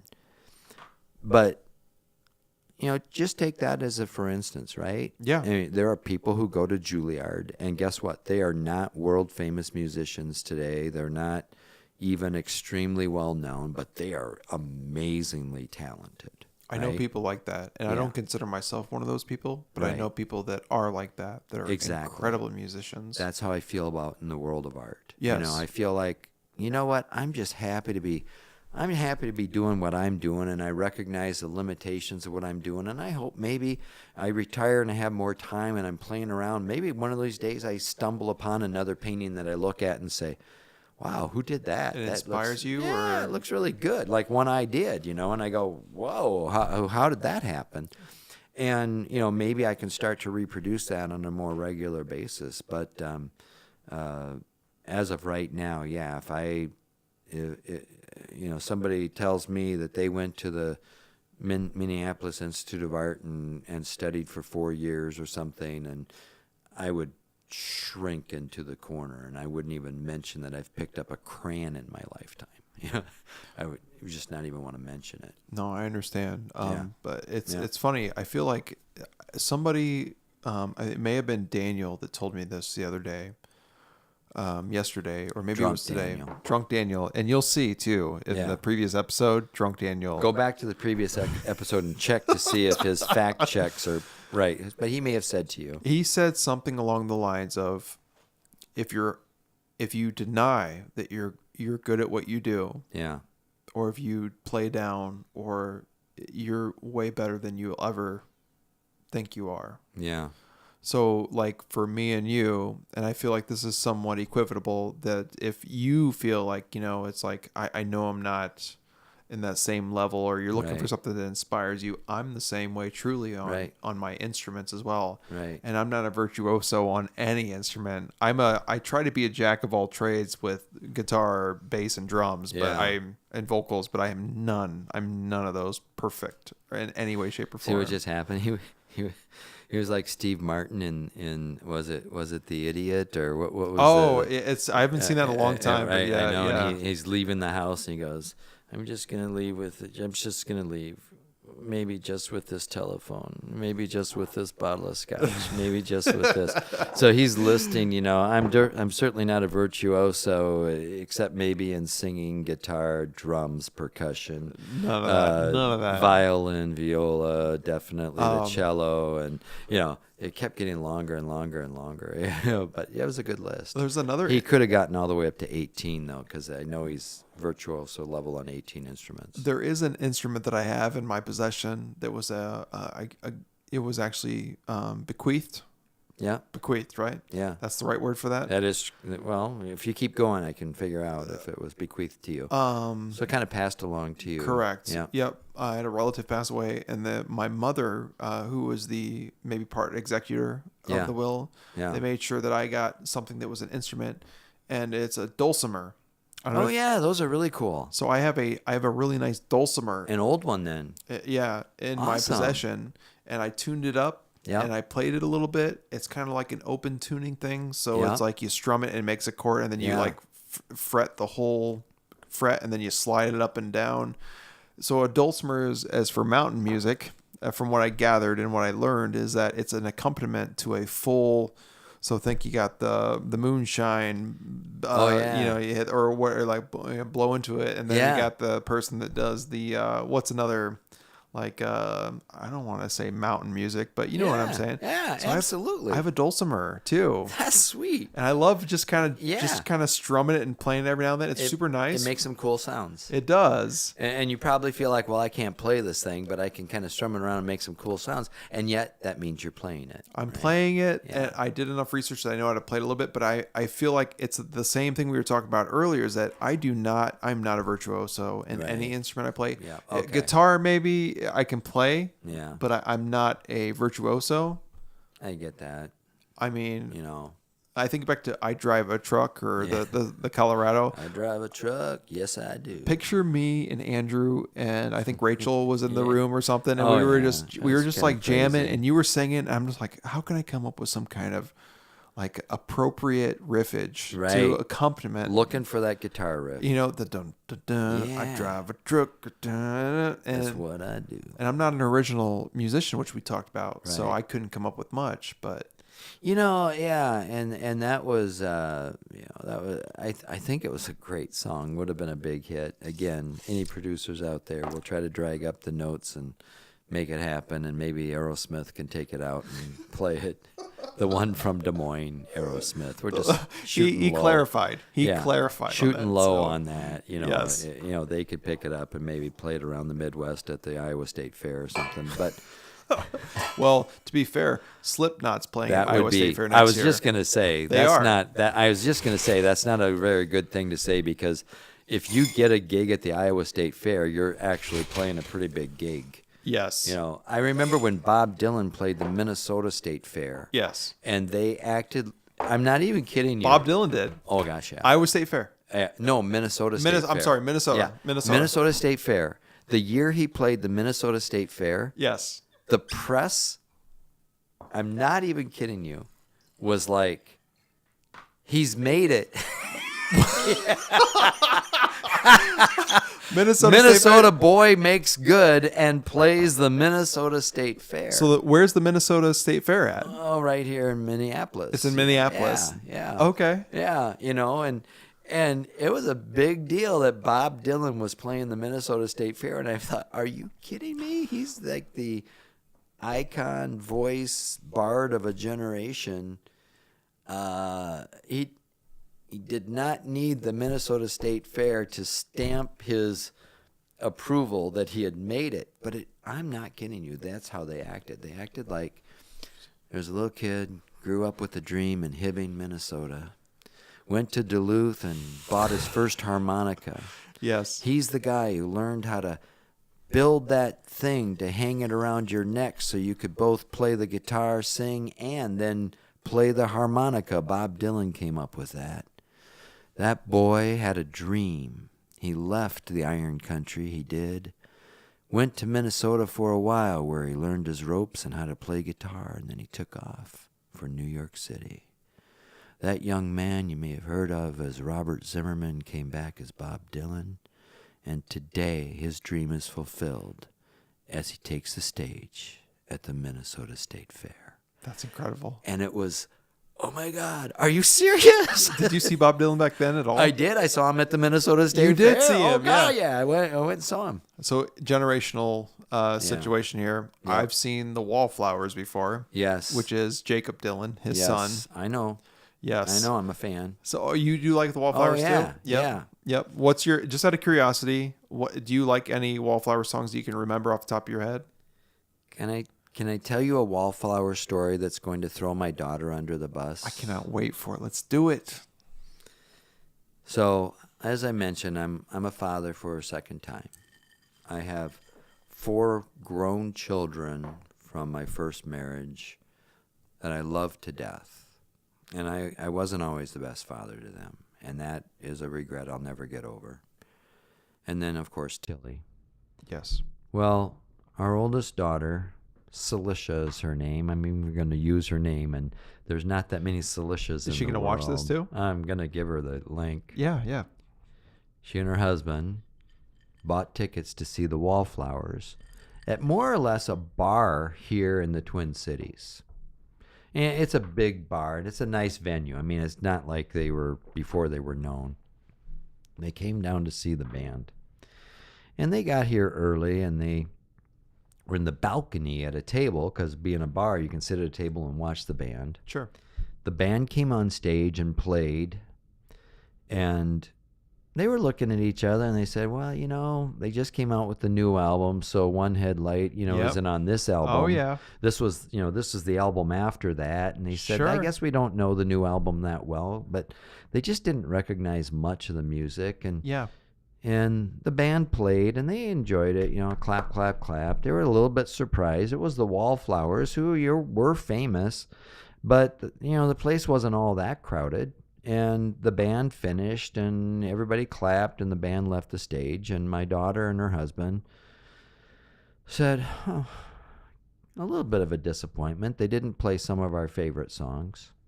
They were promoting the new album. Is that what it was? So they got up to leave. Yep. And another group of people that were standing at the balcony edge said, are you leaving? Can we have your seats? And they said, yeah, we're leaving now. You can have our seats. So they left. They had listened to the opening act to the Wallflowers, thought they had seen the Wallflowers, and left.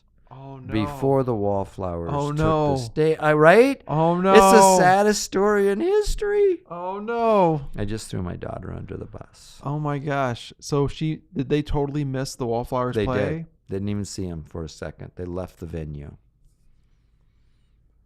So I saw Wallflowers. Heartbreak. So I saw Wallflowers. Yeah. On a boat. Really? I did. A big boat? No. I mean, big enough there was like a handful of people on. So they played on the river in the Quad Cities. So the Quad Cities, everybody knows back home, it's on the border of Iowa and Illinois. And just to be clear, how many cities would be included as part of the Quad Cities? 4. 4 would cover it. So do you know what those cities are? Yeah. I didn't know. I would share it with you if you'd like to know. Okay, Cedar Rapids. No, I made that up. Bettendorf. Bettendorf's one. Yeah. Davenport, Bettendorf. On the Illinois side, it would be Moline and Rock Island. And Rock Island. So, like the Rock Island Railroad. The Rock Island line is a mighty good road. You probably play that as a cover, don't you? Is a road to ride. Do you do that as a cover in your band? You should. I mean, were those lyrics right?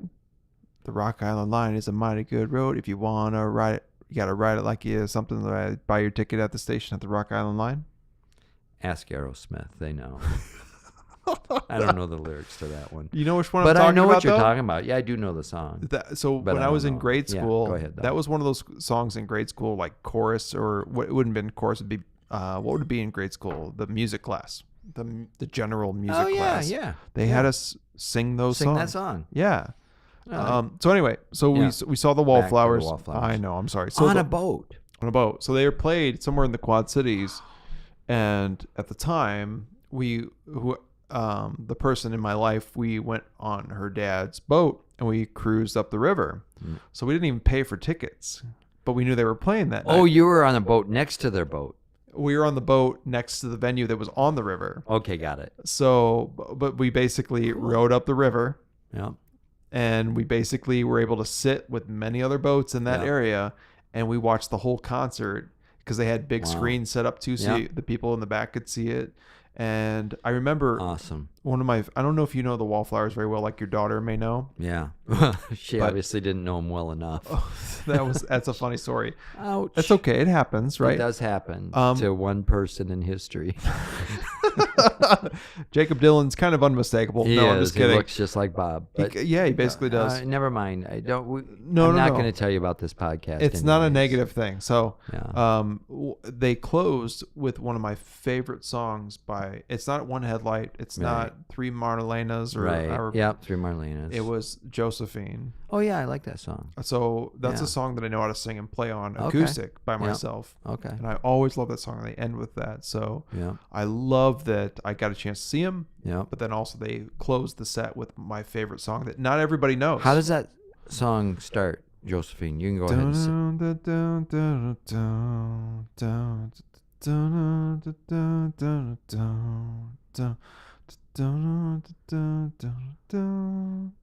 And then the words coming now. I feel pretty good. I'm not a good singer. No, I feel all right. I know what song that is. Yep. That's a great song. Josephine. So they close the night with that. By the way, just to be Yeah. fair to you, since you Yeah. took that risk, I did take a risk. shake it off. Taylor Yeah, Swift. that's my Taylor Swift. So we kind of are equal now, you know. So we got that covered. So at any rate, Yes. they closed with that song, and you're like, oh my gosh, I'm sitting on a boat on the water with a cocktail, watching the wallflowers for free, and then they close with my favorite song. They did. So in the arc of their popularity, that was right here, wasn't That was it? definitely They had just peaked and were here. that'd probably be, if I had to guess, I'm trying to remember, I feel like it was probably 5 years ago. Yeah, and and I think they're a great band. I'm not sure exactly. I didn't follow their history, so I don't know why, they didn't continue to build on the momentum that they had. And, Yeah. And I'm a Dylan fan, a Yep. Bob Dylan fan. I'm definitely I like the Wallflowers as well, and I would suspect that if you could pin him down, Dylan would recognize his failures as a father, in a similar arc to what I have. So that's what I have in common with Bob Dylan, is both of us weren't always the best father we could have been to our adult children, when they were younger. But I always dreamt that they would play a concert together, like the Wallflowers. They never did they? No, because I don't think they have that relationship. You're right. I really don't. I don't feel like either one of them would have even entertained that thought. Like, me saying that to them was probably a foreign idea, because of course Jacob wanted to prove himself on his own right. I don't want to be Bob Dylan's son. I'm writing great music and I'm performing in my own way. And Bob didn't know how to be anything but Bob Dylan. And I think to this day that's a true, he just keeps on the never-ending tour, and he's Bob Dylan. And let's face it, there's probably a lot of father-son relationships out there that are like that too, where they just, that'd be so cool to have a Wallflowers Bob Dylan kind of show. So, I mean, what?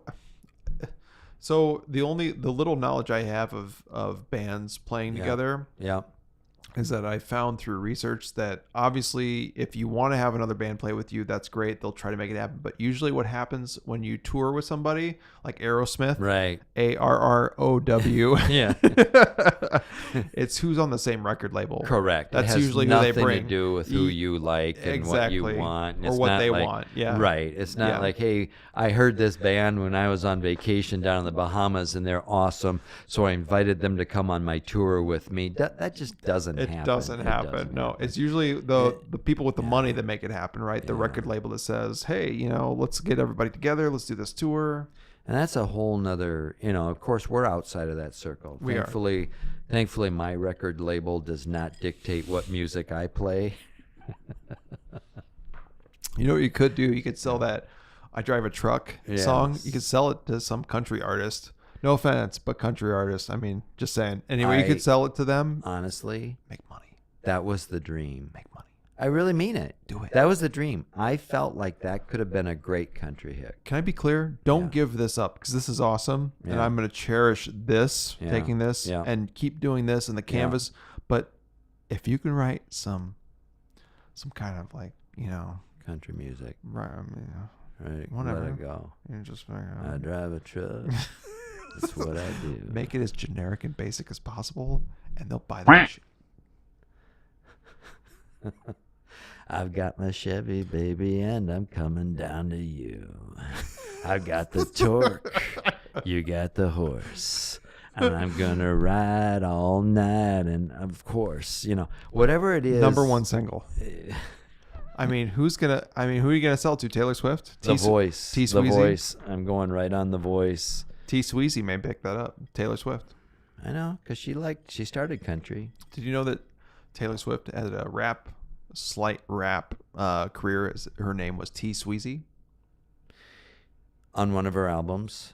I think it was like a single with somebody else. Oh. Link down below. I haven't said that yet this episode, but link down below in the description. And you'll have a link to T-Swizzle. Not only that, to T-Swizzle and to the one album actually put out on a label by the ARROW.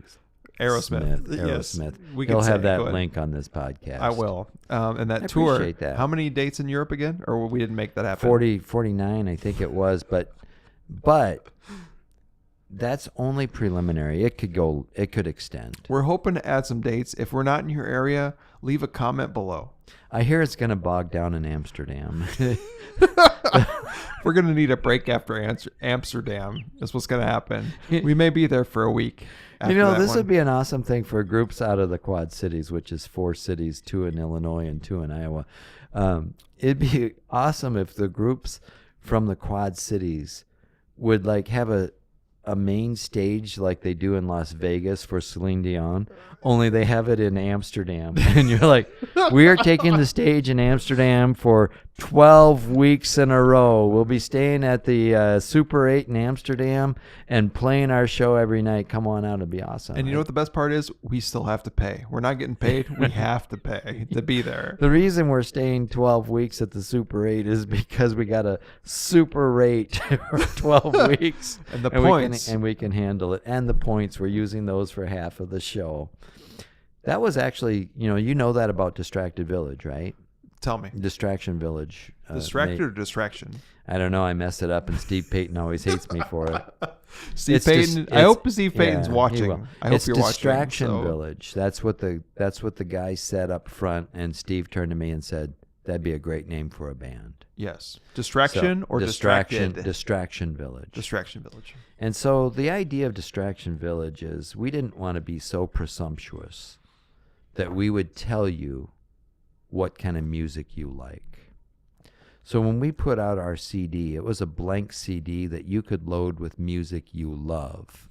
But we would just make the album cover.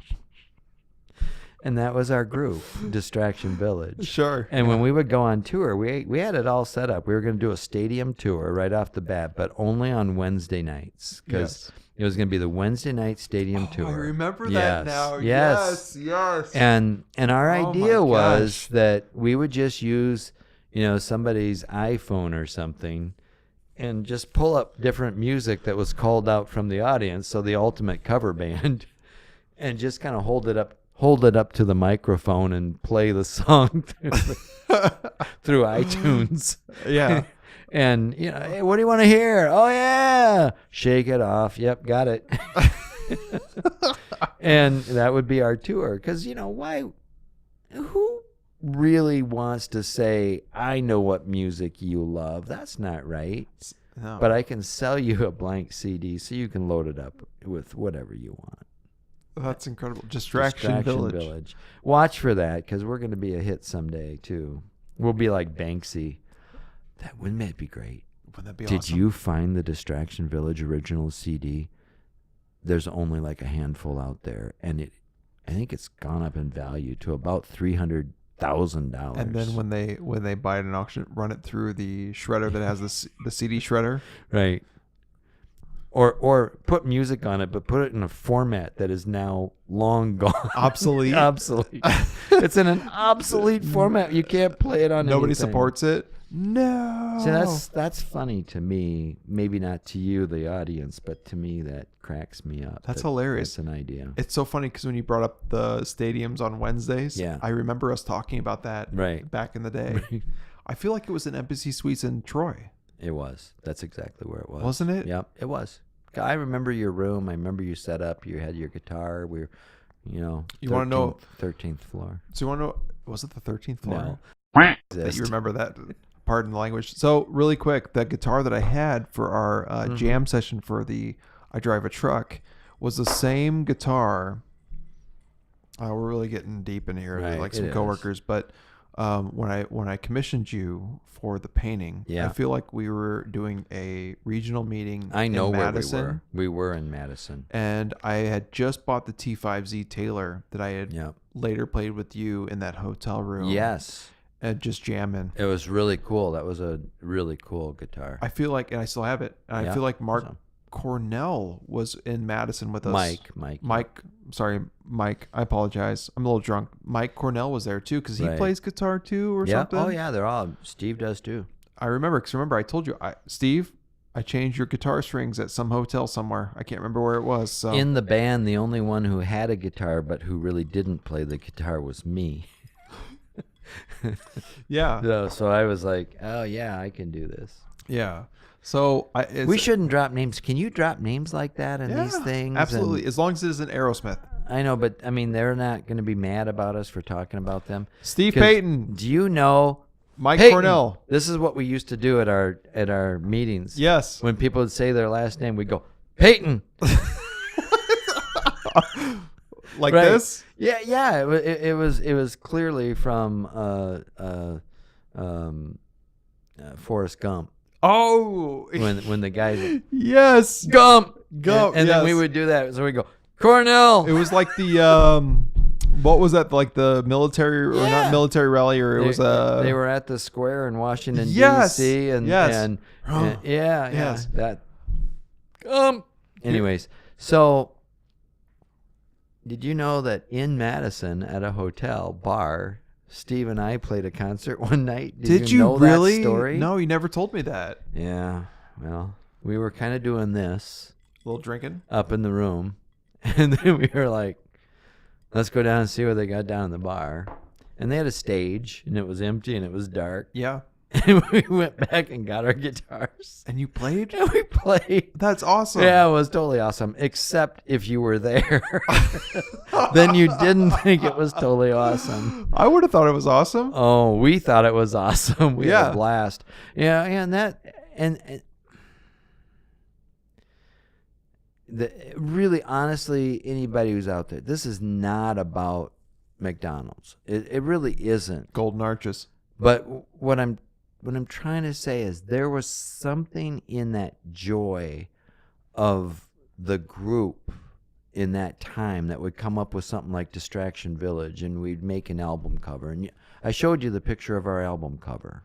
It's been a while, but I remember you showed me something. So you just know that physically it exists. Yes. That was shot at the venue where we're at. Where you guys did that impromptu? Right here, at the venue where we're at here.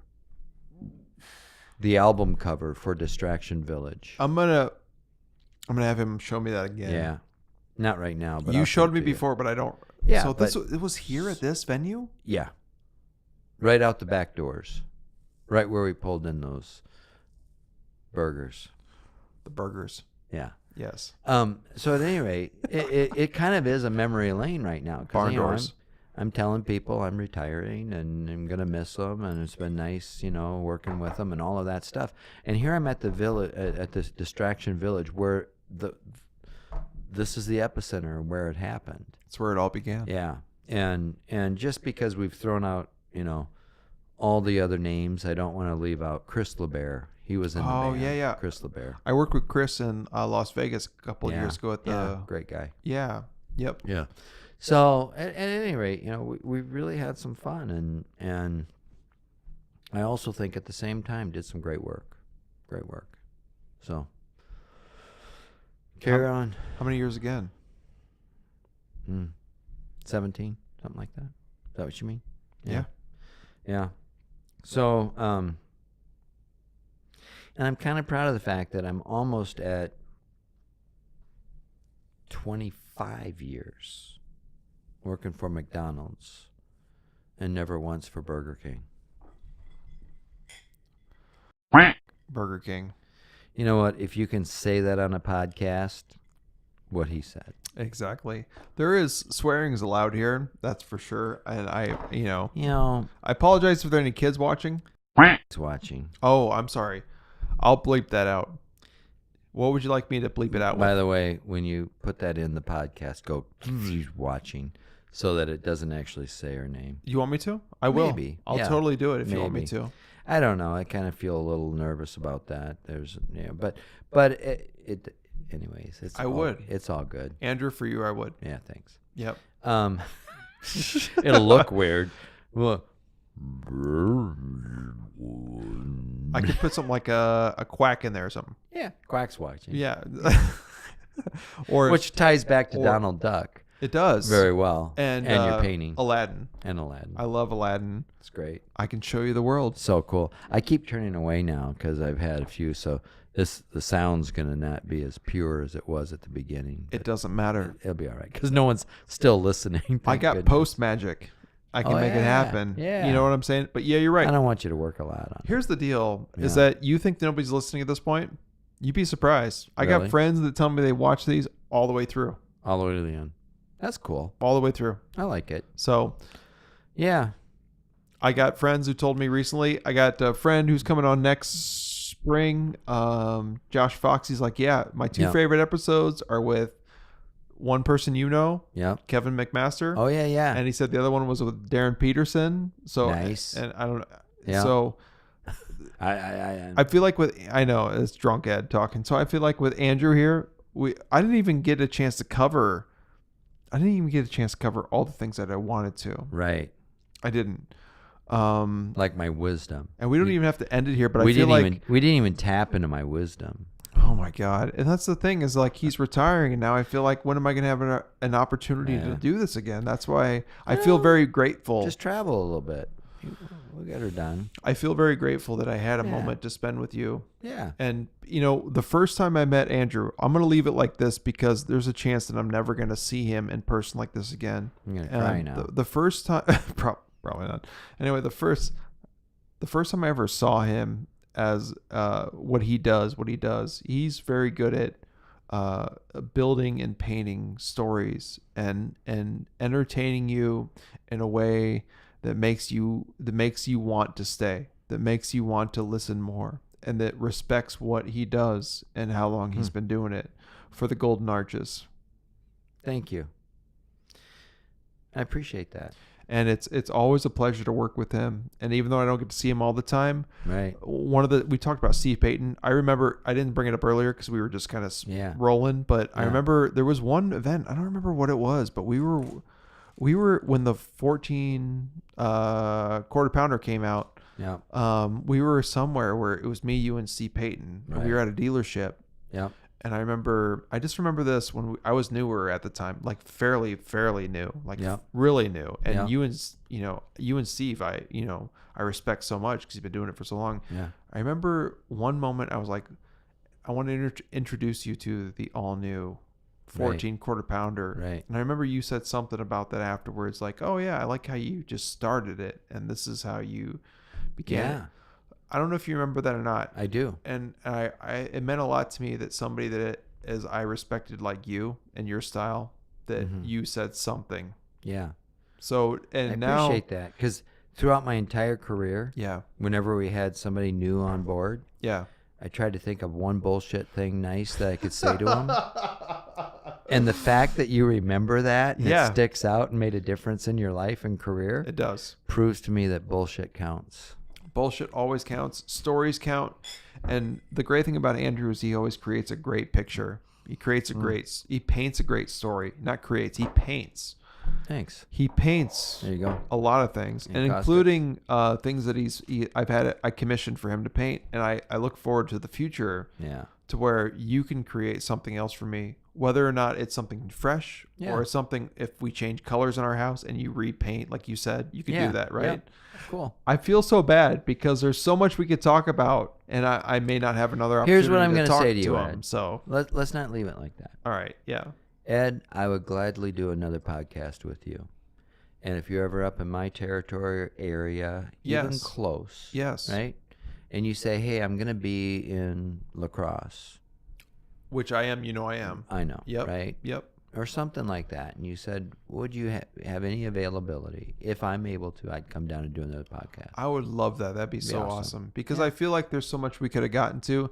Yeah. We didn't even get to the rest of the art stuff that I wanted to talk to, because he's done a canvas piece for me, and I wanted to talk about canvas pieces. And can I share one more story before we end this? Oh yeah, it's your podcast. When I commissioned Andrew to create a abstract for me. Yeah. Because at the time, was looking for something that like would go in the living room. Was what I was looking for at the time. And I just like, hey, Andrew, I don't even remember, honestly, and maybe you remember this. How did I find out that you painted? Did you tell me? At that same event you were talking about in Madison? Yeah. I had a painting in the trunk of my car, and I showed it to you. And you said, yes, now I remember. I would like something like that. Now I remember, yes. But you said something like that, only completely different and with Disney characters.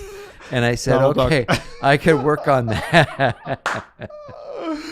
And so that's what I did. It's the weirdest Donald Duck Aladdin combination you've ever seen, but it works. It works. But if you were in Denver, where it's been legal for a while, or Michigan in a couple of months, that painting would make complete sense to you, and you would never question it again. Never question it. But holy crap, where were we at again? So we're in the Twin Cities, which, by the way, is 2 cities, both in the same state, which is kind of bizarre, because why would you have 2 cities in the same state when you could have 4 cities in 2 different states? Like the Quad Cities. Like the Quad Cities, just so you know. Where I saw the Wallflowers play. Bettendorf. And Davenport. Everybody needs to know Moline. Illinois side. Bring it home. Represent. I'm originally from Illinois. Right. On the Illinois side of the Quad Cities. And the last one, Hold on. leave them out. I'm gonna cover up everything else. There it is. You've never shown that on a podcast before. Never. You've never shown that. Now people not only know your name, they know where you're from. This is opening him up to identity theft in ways that I never even dreamt possible. He won't forget this podcast because his bank accounts are empty now. Empty. I'm sorry. I keep changing my passwords. It doesn't matter. It doesn't matter at this point. It really doesn't. It doesn't matter. They're ahead of you. They're actually creating those passwords for you because they've set up the keys to be anytime you tap anything, it just says Bettendorf. I'm just that predictable at this That's point. his password, Bettendorf. Bettendorf, 1984. You know why? You know why 1984? Yes, I do. Yeah, I do. Microwaves? Too. No. Gremlins? That's what I'm saying. Totally. Microwaves, gremlins. Oh, I see. Yeah, you're right. Sorry. He wanted to end this when it was still good, and then we kept going. Sorry, man. You know what your game is. Can we do something just really quick? Yeah, let's do it. So, Andrew Hartfield, known him for 6 years. Great guy. Great. He's an artist, literally, but also he paints stories. I've done it side by side with him, and I respect him for what he does. I almost feel like this is super surreal, or I don't know. I feel like I'm so grateful you did this with me. Yeah. Because just getting a chance to talk with you and talk about creativity. Everybody has creativity in their lives. You just need to find it, whether it's music, whether it's art, and it's something that you can pass on to people in your life, or people that who've been inspired by you. Keep doing it, because you're changing somebody's life out there. Would you agree? I would agree. I'm going to go one step further. You want Go to for be creative? Hug your child. Hug the people you love in your life. You've just created a bond of love between you that you have no idea how powerful that's going to be. I'll cheers to that. Cheers. Andrew Hartfield, thank you so much for being on. This is Ed Madison Podcast. I believe this is number, it's 16. 16. I've started this in January. This is the 16th one this year. That's cool. I only plan on doing one a month, but I'm already at 16.